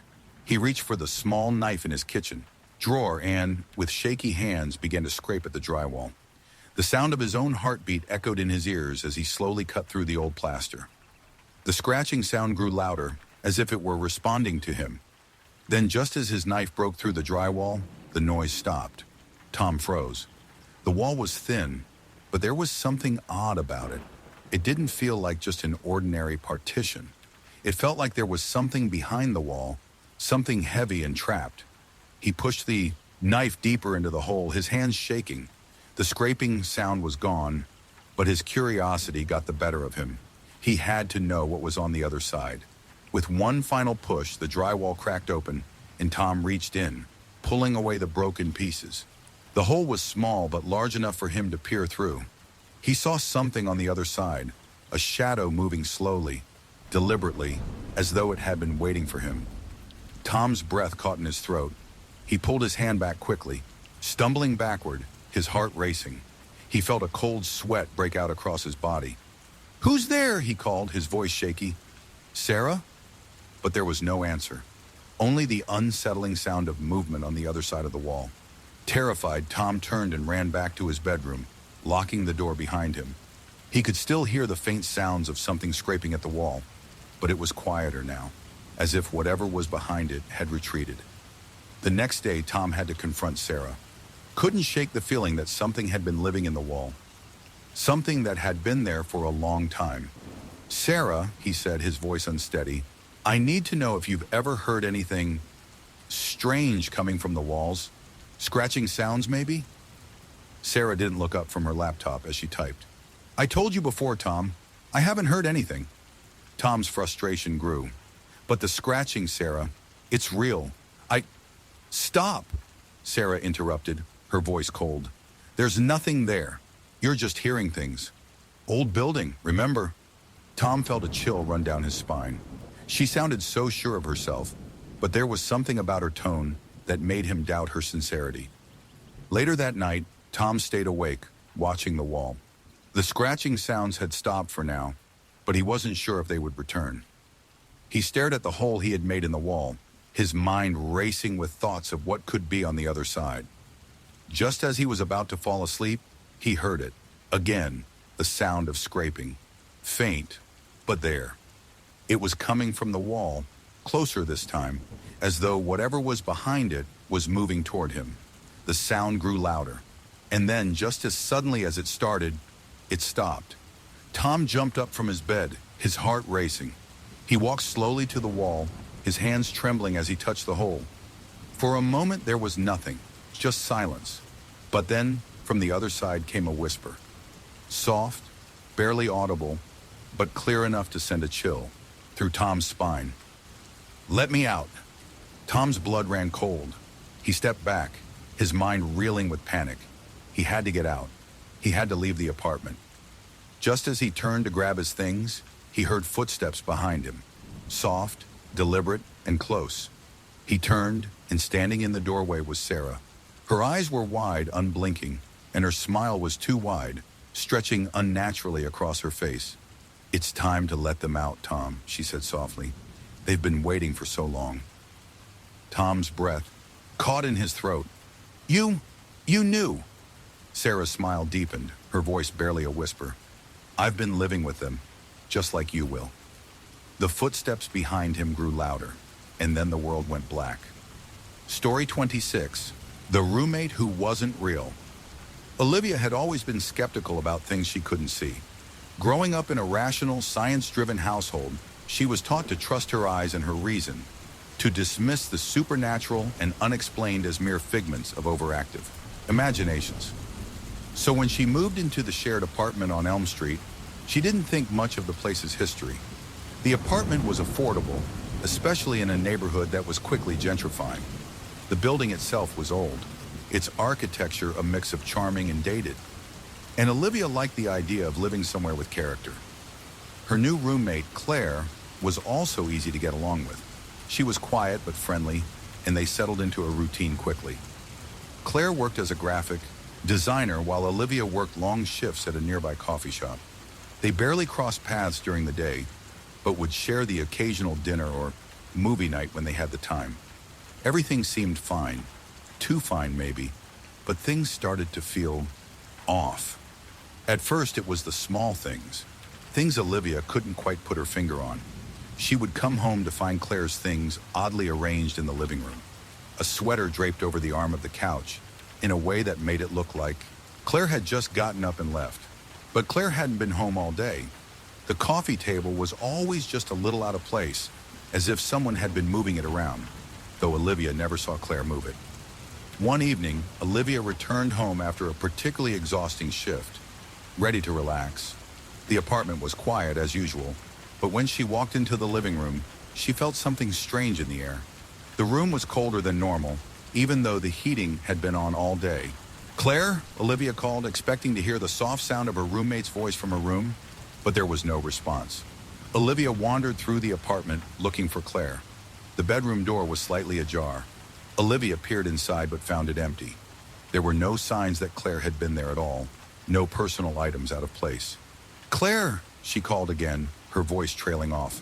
"Where are you?" When there was still no answer, Olivia began to feel uneasy. She had never known. Claire to leave without telling her, not even for an errand. The apartment felt empty, but not in a normal, unoccupied sense.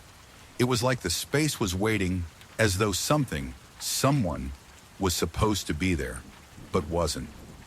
Olivia decided to make dinner. Maybe Claire had just gone out for a walk or was staying late at work. As she chopped vegetables, she couldn't shake the feeling that something was wrong. It was when she set the table that she noticed something strange. A photo frame that had been sitting on the kitchen counter near the window was now turned around. The back of the frame faced her, and she could have sworn it hadn't been like that when she left in the morning. She walked over and turned it around.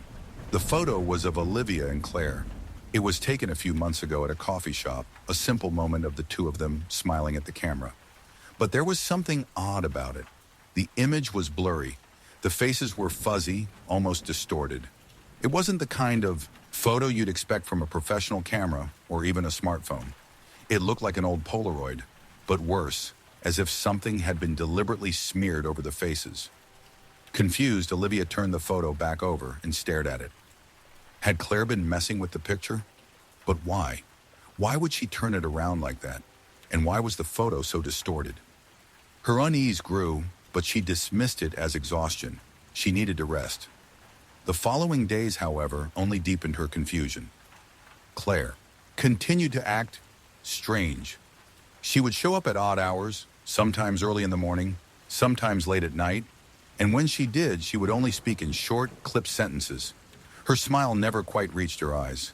Her mannerisms were stiff, robotic even, as though something was off about her movements. One evening, Olivia was in the bathroom when she heard the front door creak open. She assumed it was Claire returning, but when she came out of the bathroom, she found the living room, dark and empty. There were no signs of Claire's things, no keys on the counter, no shoes by the door. Olivia froze. She stepped into the hallway, calling out for Claire once more, but there was no answer. The apartment was silent. Panicked, Olivia hurried down the hallway toward Claire's room. She knocked gently on the door. "Claire," she said again, voice shaking. When there was no answer, Olivia opened the door. Claire wasn't there, but this time, the room felt different. The bed was neatly made, just as it always was. But there on the wall above the bed was something that made Olivia's blood run cold. There were strange markings on the wall, not just scribbles. These were precise, methodical, almost like they had been carved into the paint with something sharp.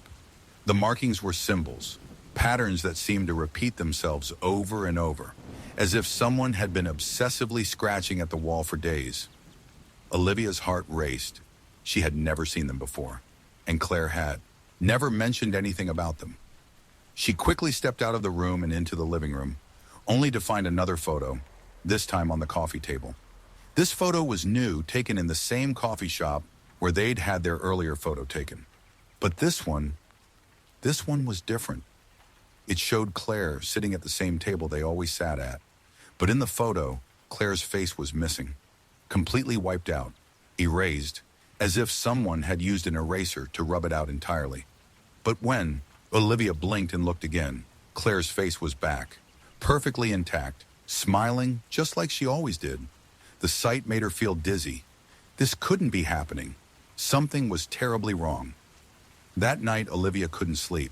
She lay in her bed, listening to the soft creaks of the building, the distant hum of the city outside. Every time she closed her eyes, she saw the distorted faces, the strange symbols on the wall, and the empty feeling that had started to consume the apartment. Around 3 a.m., Olivia woke with a start. She had been dreaming of Claire calling her name over and over. It had felt so real. And now, as she sat up in her bed, the apartment was as silent as ever. But there was something. Something wasn't right. She got up and tiptoed down the hallway, carefully avoiding the creaky floorboards, her eyes scanning the dark apartment. When she reached the living room, she froze. The photo she had seen earlier, the one of Claire in the coffee shop, was on the coffee table again, but this time, it wasn't just a picture. The photo had been torn in half, shredded, crumpled, and thrown carelessly to the floor. Olivia bent down to pick it up, her hands shaking. As she unfolded it, she realized the worst part. The picture was gone. There was no photo of Claire anymore. In its place was a single message, written in bold, unsettling letters. "I was never real." The blood drained from Olivia's face. She stumbled backward, unable to move, unable to breathe. The reality of what was happening, the photos, the strange behavior, was too much to comprehend. She had been living with a roommate who wasn't real, not anymore. And that's when it hit her. She was the only one left. Claire, the girl she thought had been her roommate, had never existed. Not in the way she had believed. Claire was a shadow of someone else, someone who had long since moved on, but who had never truly left. And now Olivia was trapped in an apartment with a memory, one that could never leave. Story 27.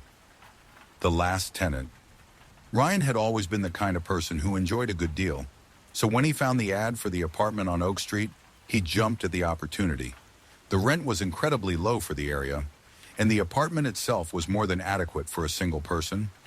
It was a small one-bedroom, but it had large windows that looked out over a quiet street, with the occasional sound of children playing in the distance. The building itself was old but well kept, and the landlord, a middle-aged man named Mr. Thompson, seemed pleasant enough when they met. "There's just one thing you should know," Mr. Thompson had said when they went over the lease. "The building's been here for a long time. I've had a lot of tenants over the years, but most of them never stay too long."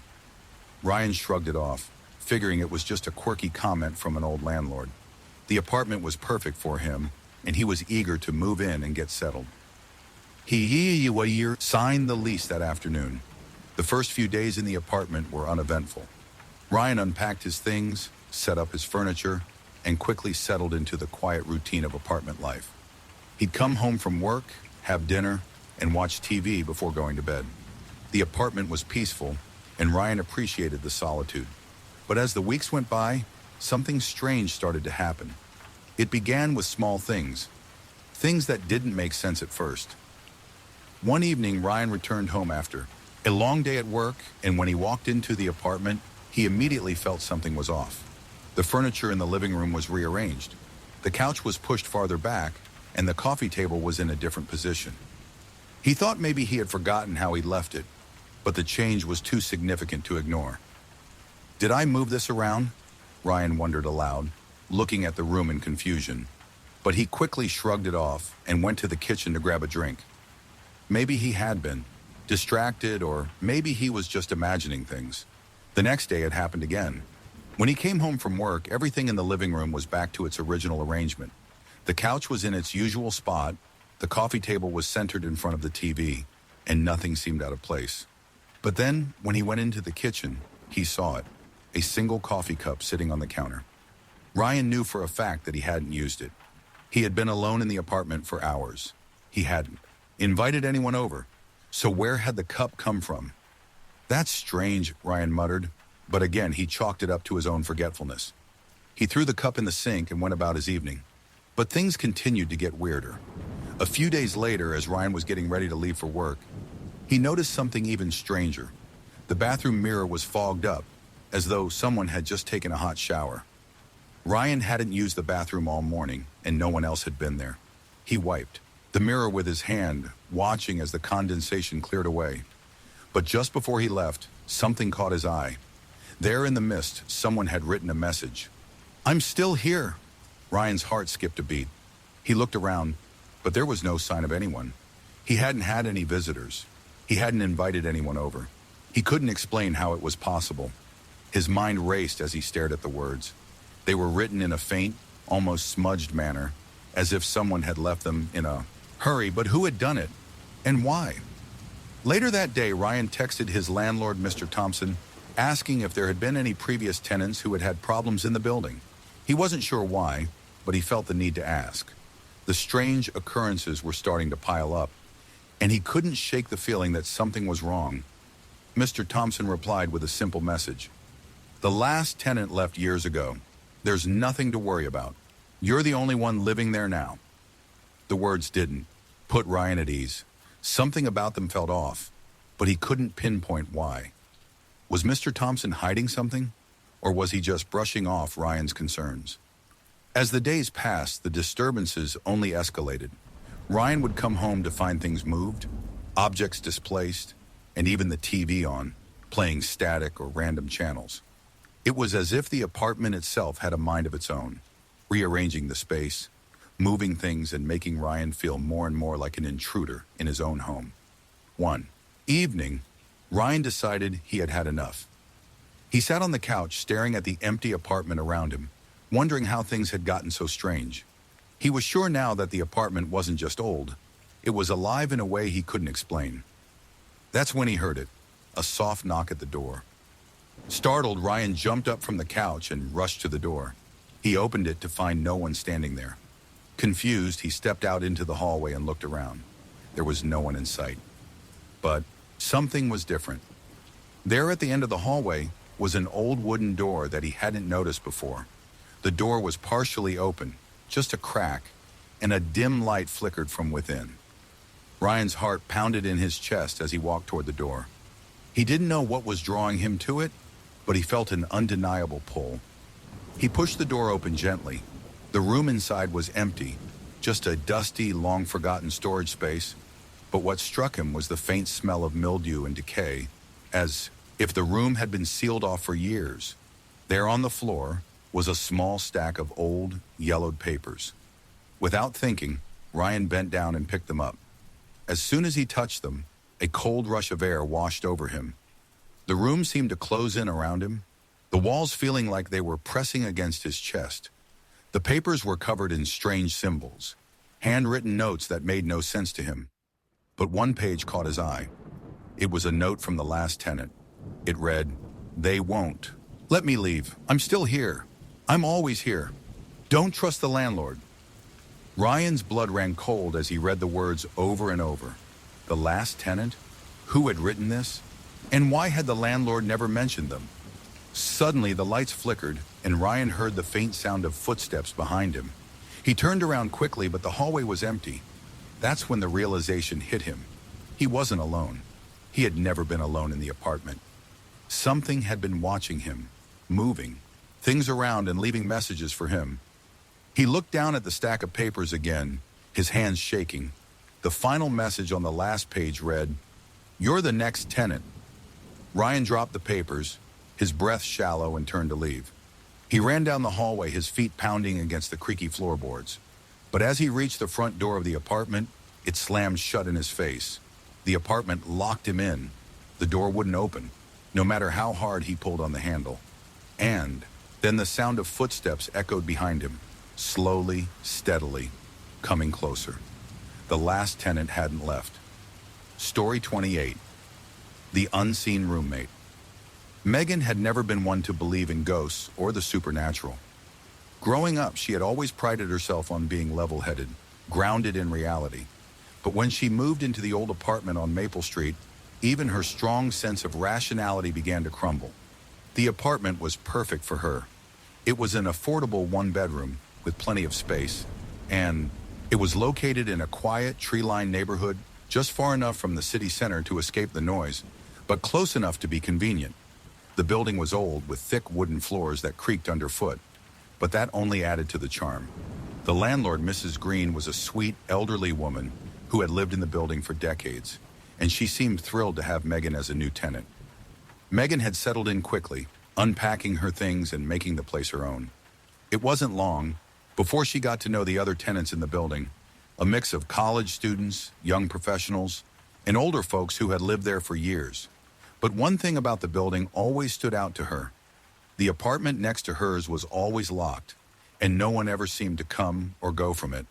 The door to apartment 3B was an ancient brass-colored thing that looked like it hadn't been touched in decades. The first few weeks went by without incident. Megan enjoyed the peace and quiet, spending her days at work and her evenings relaxing in her apartment. But that's when things started to get strange. It began subtly. Megan would come home from work to find things out of place. A book on her coffee table would be slightly turned. The couch cushion would be pushed a little farther back. And sometimes her keys would be missing from the dish by the door. At first, she figured it was just her own forgetfulness. Or maybe she was just too tired from work to remember where she'd left things. But the feeling of unease lingered. creeping up on her every time she walked into the apartment. Then came the noises. It started as a faint sound, almost like the soft tapping of footsteps in the hallway outside her door. Megan would hear it late at night, around midnight, when the rest of the building was quiet. At first, she thought it was just the old building settling, or perhaps one of the neighbors coming home late. But it was the rhythm of the footsteps that unsettled her. They weren't irregular or haphazard. They were slow and deliberate, like someone walking from one side of the hall to the other, over and over again. One night, she couldn't take it anymore. She slipped out of bed, trying not to make a sound, and crept into the hallway. The footsteps stopped as soon as she opened her door. She stood there in the dark, listening, but there was no sign of anyone. The hall was empty. Megan shook her head and returned to her apartment, chalking it up to the building's creaks and groans. But the next night, it happened again, and the night after that, the same soft, rhythmic footsteps, slowly pacing up and down the hall. "Hello?" Megan called out one night, her voice shaky. "Is anyone there?" But there was no answer. The next evening, Megan finally decided to confront the source of the sounds. She grabbed a flashlight, opened her apartment door, and stepped into the hallway. The footsteps were still there, faint but persistent. This time, Megan made her way to the door of apartment 3B, the one that was always locked. She reached for the doorknob, half expecting it to be locked, but when she turned it, the door opened with a soft creak. The room on the other side was dark, save for the thin sliver of moonlight streaming through the dusty windows. The air was thick with dust, and the room smelled musty, as if it hadn't been used in years. Megan stepped inside, her flashlight illuminating the empty space. The apartment was almost identical to hers, same layout, same wooden floors, and even the same peeling wallpaper. But there was something wrong about it. The air felt heavier, like it had been trapped inside for decades.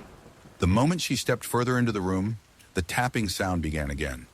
This time it was louder, closer, as if someone was walking in the apartment with her. Megan spun around, but the apartment was still empty. Her pulse quickened. There was no one there. No one at all. The footsteps stopped abruptly, and in the silence, Megan's flashlight flickered out. Panic surged through her, and she fumbled to turn the light back on. When she finally succeeded, she saw something that froze her blood in her veins. At the far end of the apartment, near the window, stood a figure. A shadowy, indistinct shape, standing perfectly still, facing away from her. Megan could feel her heart pounding in her chest as she slowly took a step back. "Who's there?" she asked, her voice barely above a whisper. There was no response, no movement. The figure didn't even flinch. It was like it wasn't even aware of her presence. Megan couldn't take it anymore. She bolted out of the apartment, slamming the door behind her. Her breath was shallow, her mind racing. What was that thing? Who was it? She didn't sleep that night, the images of the dark figure haunting her every thought. The next day, she spoke to Mrs. Green about the strange occurrences, hoping the elderly woman might have an explanation. "Mrs. Green," Megan asked hesitantly, "I've been hearing strange noises at night, like footsteps, and I found the door to 3B open. Mrs. Green's face turned pale, her hands shaking. "Oh, my dear," she said softly, "you shouldn't have gone in there." "Why not?" Megan asked, her confusion growing. "That apartment, it's been empty for a long time. It's been locked up for years, ever since the last tenant." Mrs. Green paused, her voice trembling. "She never left." Megan's stomach twisted. "What do you mean?" "The last tenant was a woman named Eliza. She moved in over 30 years ago. She was quiet, kept to herself. But then, one day, she disappeared. No one knows what happened to her. Her family came by, but they couldn't find her. I thought she left, but she didn't." Megan stared at her, horrified. "What do you mean she didn't leave?" Mrs. Green's voice dropped to a whisper. "Eliza never left the apartment. Not really. She's still here, I think. Still walking these halls. She never moved on. I've tried to warn the others, but some people just don't listen." A chill ran down Megan's spine. That explained the noises, the strange feeling she had whenever she stepped into apartment 3B. But how could Eliza still be here? How could she be walking in the hallways in the apartment? That night, Megan decided she couldn't stay in the apartment any longer. The air in the place had become suffocating, the shadows in the hallways too deep. As she gathered her things, she couldn't help but feel the unmistakable presence of someone behind her, following her as she moved through the apartment. And when she turned around, for just a split second, she saw a figure standing in the doorway. Someone watching her, waiting. The figure was gone before she could blink. Megan left that night, the apartment behind her. She never returned to Oak Street, never spoke to Mrs. Green again. But sometimes when she's alone in the dark, she still hears the footsteps, pacing in the distance. Slow, persistent, always just beyond her reach. And she knows that Eliza, the tenant who never left, is still waiting. Story 29. The one who wasn't supposed to be Alex had always thought he was a rational person, a straight shooter. He didn't believe in ghosts or spirits, much less anything supernatural. So when he moved into the small two-bedroom apartment on Crestwood Avenue, he had no reason to worry. It was affordable, located in a quiet, relatively safe neighborhood, and it was just what he needed after a few years of moving from place to place. The apartment was on the top floor of an old building with creaky wooden floors and windows that looked out over the street. The landlord, Mr. Jensen, was a quiet man who kept to himself, but Alex liked that. No fuss, no noise, just a simple living arrangement. Alex wasn't looking for anything special. He wasn't one to get attached to places or people. It was just a place to sleep, after all. His roommate, Sarah, was already living there. When Alex moved in, she was quiet, a bit quirky, but nice enough. She worked from home as a freelance writer, spending most of her time in her room, which suited Alex perfectly. He wasn't the social type either. The two of them barely saw each other. They shared the occasional meal, had short chats about the weather or work, but that was it. It was easy, comfortable. But after a few weeks, Alex started to notice something odd. Sarah had become more and more reclusive. At first, he figured she was just busy with work, but it soon became clear that something was off. One day, Alex came home after work to find the apartment eerily quiet. He expected Sarah to be in her room, working like usual. But when he passed by her door, he saw that it was slightly ajar. He knocked softly, then opened it to check in. "Hey, Sarah," he called out. "Everything okay?" There was no response. He stepped inside her room. It was dark, the curtains drawn, but the light from the hallway cast a thin glow over the room. Sarah wasn't in her chair where she usually sat. She wasn't lying on the bed either. In fact, the room looked untouched. That's when Alex noticed the door to her closet was wide open, and inside, nothing. The closet was empty, except for a few items of clothing scattered on the floor. The absence of anything else in the closet felt wrong, like something important was missing. Alex turned around, a sudden chill running down his spine. He closed the door behind him, stepping back out, into the hallway. He didn't know what it was exactly, but something about the room, the emptiness of it, unsettled him. He waited for Sarah to come out, but she didn't. Hours passed. Dinner time came and went, and still no sign of her. The silence in the apartment felt heavy, like something was pressing in from all sides. He texted Sarah. No response. He called her phone. No answer. He felt a growing unease building inside him. The next day, when Sarah still hadn't shown up, Alex decided to take matters into his own hands. He called Mr. Jensen, the landlord, asking if he had seen Sarah. Mr. Jensen seemed surprised, as though he hadn't seen her in weeks. "She hasn't been out much lately," Mr. Jensen said over the phone, his voice oddly distant. "You sure you've got the right place? Sarah's been here for a while." Alex nodded, even though Mr. Jensen couldn't see him. "I know. She's my roommate, but I haven't heard from her. I'm starting to get a little worried." There was a long pause before Mr. Jensen spoke again. "Well," he said, his tone flat, "sometimes people just need their space. You never know what people are going through." Something in his voice made Alex uneasy. It was like Mr. Jensen was trying to brush it off, like he didn't care, or worse, like he knew something Alex didn't. That night, after another day of waiting and hearing nothing from Sarah, Alex decided to go into her room again. Something told him that he needed to check for himself. Something didn't feel right. He opened the door to her room. It was just as it had been the day before. The curtains were drawn, the air stale, and the bed untouched. The silence was deafening. But then Alex noticed something new. The closet door was open again, wide open. He had closed it the night before. He knew he had. Cautiously, he walked toward the closet and peered inside. The pile of clothes was still there, but something else caught his eye. At the very back of the closet, hidden behind a stack of old books, was a small wooden door, no more than 3 feet tall and barely wide enough to squeeze through. It had been painted over years ago, the wood chipped and worn, but it was definitely there.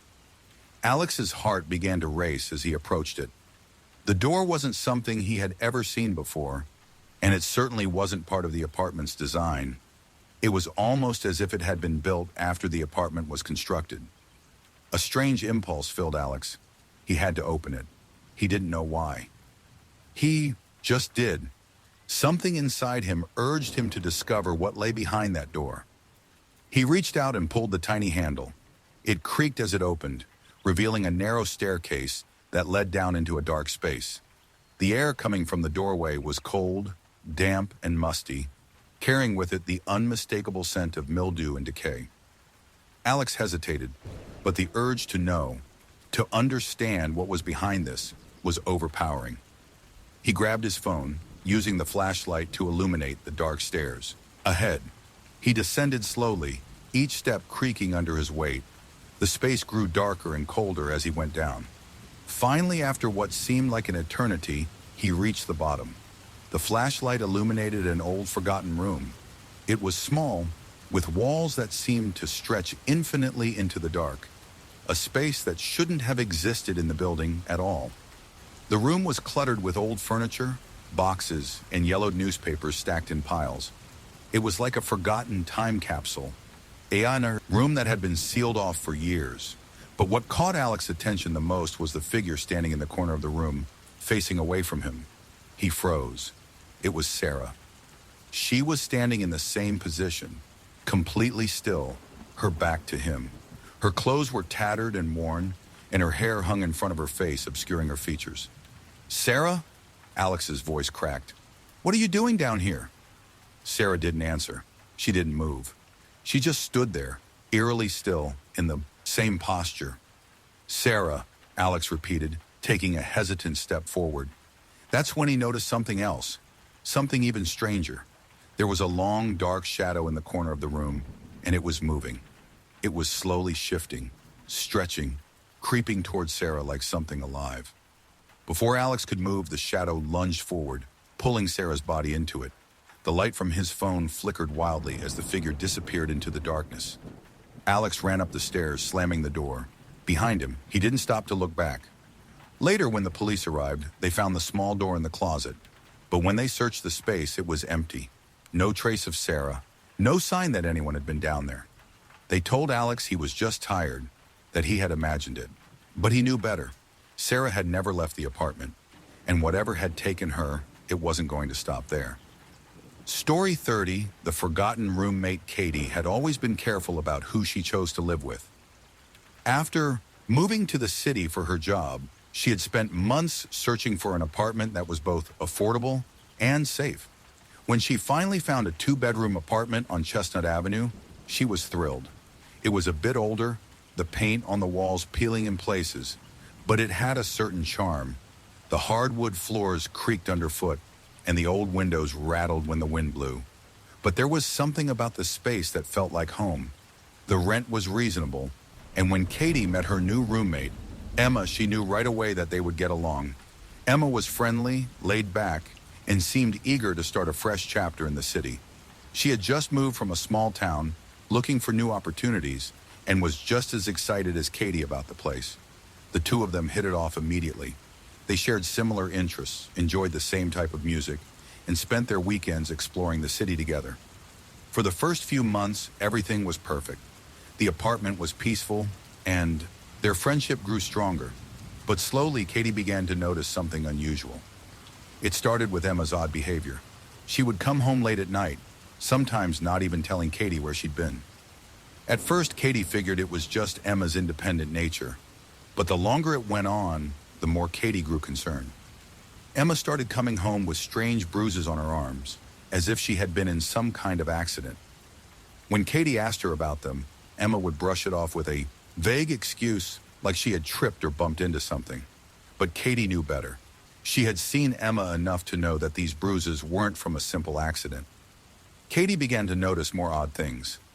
Emma's increasingly withdrawn demeanor, the way she would disappear for hours without telling Katie where she was going. Sometimes when Katie came home, she would find the apartment eerily quiet, as if Emma had just left. But no one had been there for a while. There was a coldness to the air, a silence that didn't feel natural. One evening when Katie came home after work, she found Emma sitting at the kitchen table, staring at a blank wall. Her eyes were wide, unfocused, as though she wasn't fully aware of her surroundings. Katie stood in the doorway for a moment, unsure of what to do. She had never seen Emma like this before. "Emma," Katie asked cautiously, "what's going on? Are you okay?" Emma slowly turned her head to look at Katie, her face pale and tired.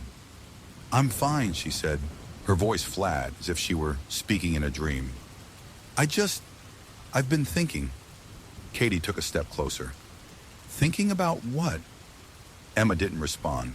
She simply turned back to the wall, her eyes glazing over again. Katie's heart sank. Something was terribly wrong. The next morning, Emma was gone. Katie had gotten used to Emma disappearing for hours on end, but this time, it felt different. There was no sign of her anywhere in the apartment, no notes, no messages. Katie tried calling and texting, but there was no reply. By the evening, when Emma still hadn't returned, Katie started to feel the first stirrings of panic. Katie went into Emma's room, half expecting to find her there, maybe sleeping or lying down. But when she opened the door, her breath caught in her throat. The room was empty except for one thing, a small, handwritten note on the desk. Katie walked over to it, her hands shaking. The note was short, just a few words scribbled in messy handwriting. "I'm sorry, I have to go. You'll understand soon." Katie felt a chill run through her. She had no idea what it meant, but she had a feeling Emma wasn't coming back. The next few days were even stranger.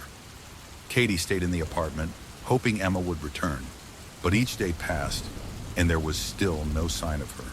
Her phone remained silent, and the apartment grew quieter, more unsettling with every hour. The odd sense of emptiness in the air never lifted, and Katie could feel a weight pressing down on her chest. One night, after what felt like an eternity, Katie decided to leave. She couldn't stand the silence any longer. She needed to get away from the apartment, from everything. But as she packed her bag and turned to leave, something caught her eye. The hallway mirror was fogged up, even though it wasn't particularly humid in the apartment. She stared at it, confused. But then something in the reflection made her stomach drop. There, standing behind her, was a figure. It wasn't clear at first, just a blurry outline, but as Katie stepped closer, she realized it was Emma. But this wasn't the Emma she knew. The figure in the mirror was pale and gaunt, its eyes sunken deep into the sockets. The bruises that had once been on Emma's arms now covered her entire body, like they had been etched into her skin. She stared at Katie through the reflection, her mouth open in a soundless scream. Her fingers were pressed against the mirror, as though trying to reach out, but the glass stopped her. Katie's heart pounded in her chest as she stumbled back, her legs weak. She could feel her pulse racing, the breath caught in her throat. What was this? What was happening to Emma? Suddenly, the figure in the mirror disappeared. Katie turned around quickly, but there was no one behind her. "Emma," Katie whispered, her voice shaking. "Where are you?" That's when she heard it, a soft knocking sound coming from Emma's room. Katie hesitated, unsure whether she should investigate or run, but her curiosity got the best of her, and she walked slowly down the hallway, the knock coming again with every step she took. When she reached Emma's door, she found it slightly ajar. Katie pushed it open, and what she saw stopped her dead in her tracks. The room looked exactly the same as it had when she last saw it, except for one thing. There, in the corner of the room, was a figure. It was Emma, or at least it looked like her. But she was standing in the corner, facing the wall. Her back was turned to Katie, and her shoulders were hunched. "Emma?" Katie asked, her voice barely above a whisper. The figure didn't respond. Slowly, Katie stepped forward. The room felt colder than it had ever been before, the air thick with something she couldn't explain. And then, the figure in the corner turned around. It was Emma, but it wasn't Emma at all. Her face was twisted, her skin pale and stretched tightly over her bones. Her eyes were wide, unblinking, and there was something unnatural about the way she moved. It was like she was struggling to stay upright, her body jerking as though it was being controlled by something else. "Help me," the figure whispered. But the voice wasn't Emma's. It was deep, hollow, like it had come from someone or something else entirely. Katie backed away, her heart racing, and just as quickly as it had started, the figure collapsed, disappearing into the floor. She ran out of the apartment without looking back. Days later, when Katie tried to return, the apartment was empty. There was no sign of Emma, no sign of anyone having ever lived there. The room that had once been Emma's was completely cleared out, as though it had never been occupied. The landlord, Mr. Jensen, had no explanation, but when Katie looked into the hallway mirror one last time before leaving, she saw something that made her blood run cold. In the reflection, Emma stood, smiling at her with empty eyes as though she had never left. Story 31. The Roommate Who Left Too Soon. Zoe had always thought that finding a roommate would be a simple enough task. After all, she'd done it before. Her friends always warned her about the potential pitfalls, awkward silences, incompatible schedules, clashing personalities. But Zoe felt confident she could make it work. She just needed a little help with the rent.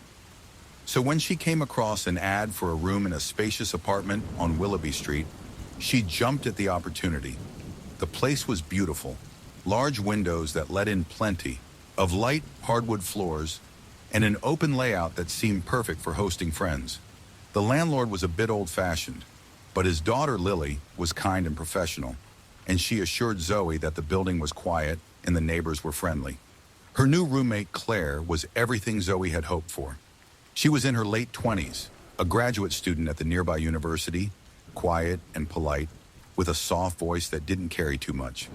They got along well, even though they didn't share much in common. Zoe was a young professional working in marketing, while Claire was studying literature and spending most of her time in the library. But they respected each other's space and kept to their separate routines, occasionally meeting in the living room for a cup of tea or a short chat. It felt like a perfect match. But things started to change after a few weeks. It was subtle at first. Claire began spending more and more time in her room, sometimes not leaving for days at a time. Zoe didn't think much of it at first. After all, Claire was busy with her studies. But the longer it went on, the more Zoe noticed a strange shift in the atmosphere of the apartment. The apartment, which had once felt lively and comfortable, now seemed cold and distant, like something was lurking just beneath the surface. One evening, Zoe came home after a particularly long day at work, eager to relax. She dropped her bag by the door and noticed that the apartment was eerily quiet. There were no sounds of Claire moving around, no music or chatter from the kitchen. Zoe figured Claire was probably in her room studying or reading, as usual. But when Zoe passed Claire's door, she noticed something odd. The door was slightly ajar, which wasn't typical. Claire usually kept her room shut. Zoe knocked softly, then pushed the door open. "Hey, Claire, how's it going?" she called, peering inside. Claire was sitting at her desk, but her back was turned to Zoe. Zoe could see the faint glow of a lamp from behind Claire's chair, but Claire didn't move or acknowledge Zoe's presence. Zoe took a few steps closer. "Claire," Zoe repeated, her voice a little louder now. Claire's head snapped around so quickly that Zoe stumbled back in surprise. Her eyes were wide, her pupils dilated in a way that made Zoe's stomach turn. Claire's skin was pale, her hair disheveled, and there was something off about her expression. She looked like she hadn't slept in days. "Sorry," Claire said, her voice flat. "I didn't hear you. I'm fine." Zoe wasn't sure what to say. She had never seen Claire like this before. She seemed completely out of it, as if she were in a daze. "You don't look fine," Zoe said gently. "Are you sure everything's okay?" Claire gave her a tight-lipped smile and nodded. "I'm just really tired. I've been working on some papers. It's nothing." Zoe frowned, but didn't push further. Okay, if you need anything, I'm just in the living room. But Claire didn't respond. She just turned back to her desk, her gaze fixed on the papers in front of her, though she didn't seem to be reading them. Zoe left the room, but she couldn't shake the feeling that something was terribly wrong. The next day, Zoe woke up to an unusual silence. Normally, she would hear Claire moving around in the apartment in the morning, but today the place was dead quiet. She checked her phone, but there were no messages from Claire. When Zoe went to the kitchen, she was met with the smell of stale coffee and the sight of Claire's untouched mug sitting on the counter. That's when Zoe noticed it. The door to Claire's room was wide open, the light inside turned off. Zoe stood still for a moment, her heart racing. Something felt wrong, like she had walked into a scene from a bad dream. "Claire!" Zoe called, but there was no response. She walked down the hallway and knocked softly on Claire's door, then pushed it open. The room was empty. The bed was made, the desk cleared off, and Claire's things were gone. But there, on the floor in the middle of the room, was a single object, a small antique mirror, its glass cloudy with age. Zoe bent down to pick it up. Her curiosity piqued. It was beautiful, ornate, with gold detailing along the edges. She turned it over in her hands, noticing the small, faded inscription on the back. It read, "The one who remains shall not be forgotten." The words sent a shiver down Zoe's spine, and she immediately dropped the mirror, feeling a chill wash over her. Something was wrong, something she couldn't understand. Why had Claire left? Why had she left without a word? She texted Claire again, but still received no reply. Zoe decided to call Mr. Jensen, her landlord, hoping for an explanation. "Mr. Jensen?" she asked when he picked up the phone. "I'm looking for Claire. She's gone. Do you know where she is?"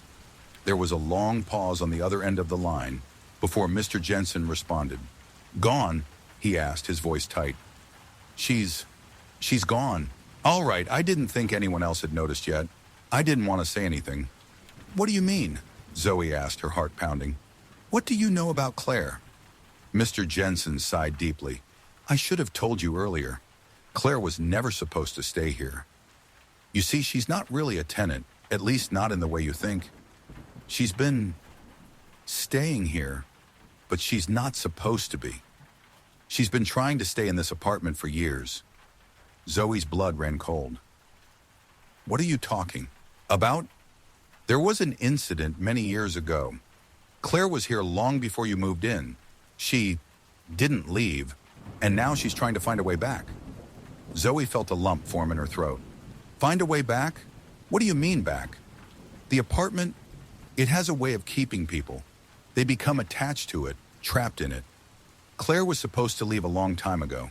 She's never really left, though. And now you're the one who's trapped." Zoe could barely breathe. Her mind was racing. Was it possible that Claire had been some kind of ghost all along? Had she been a part of the apartment's history, stuck in time? But how could this be?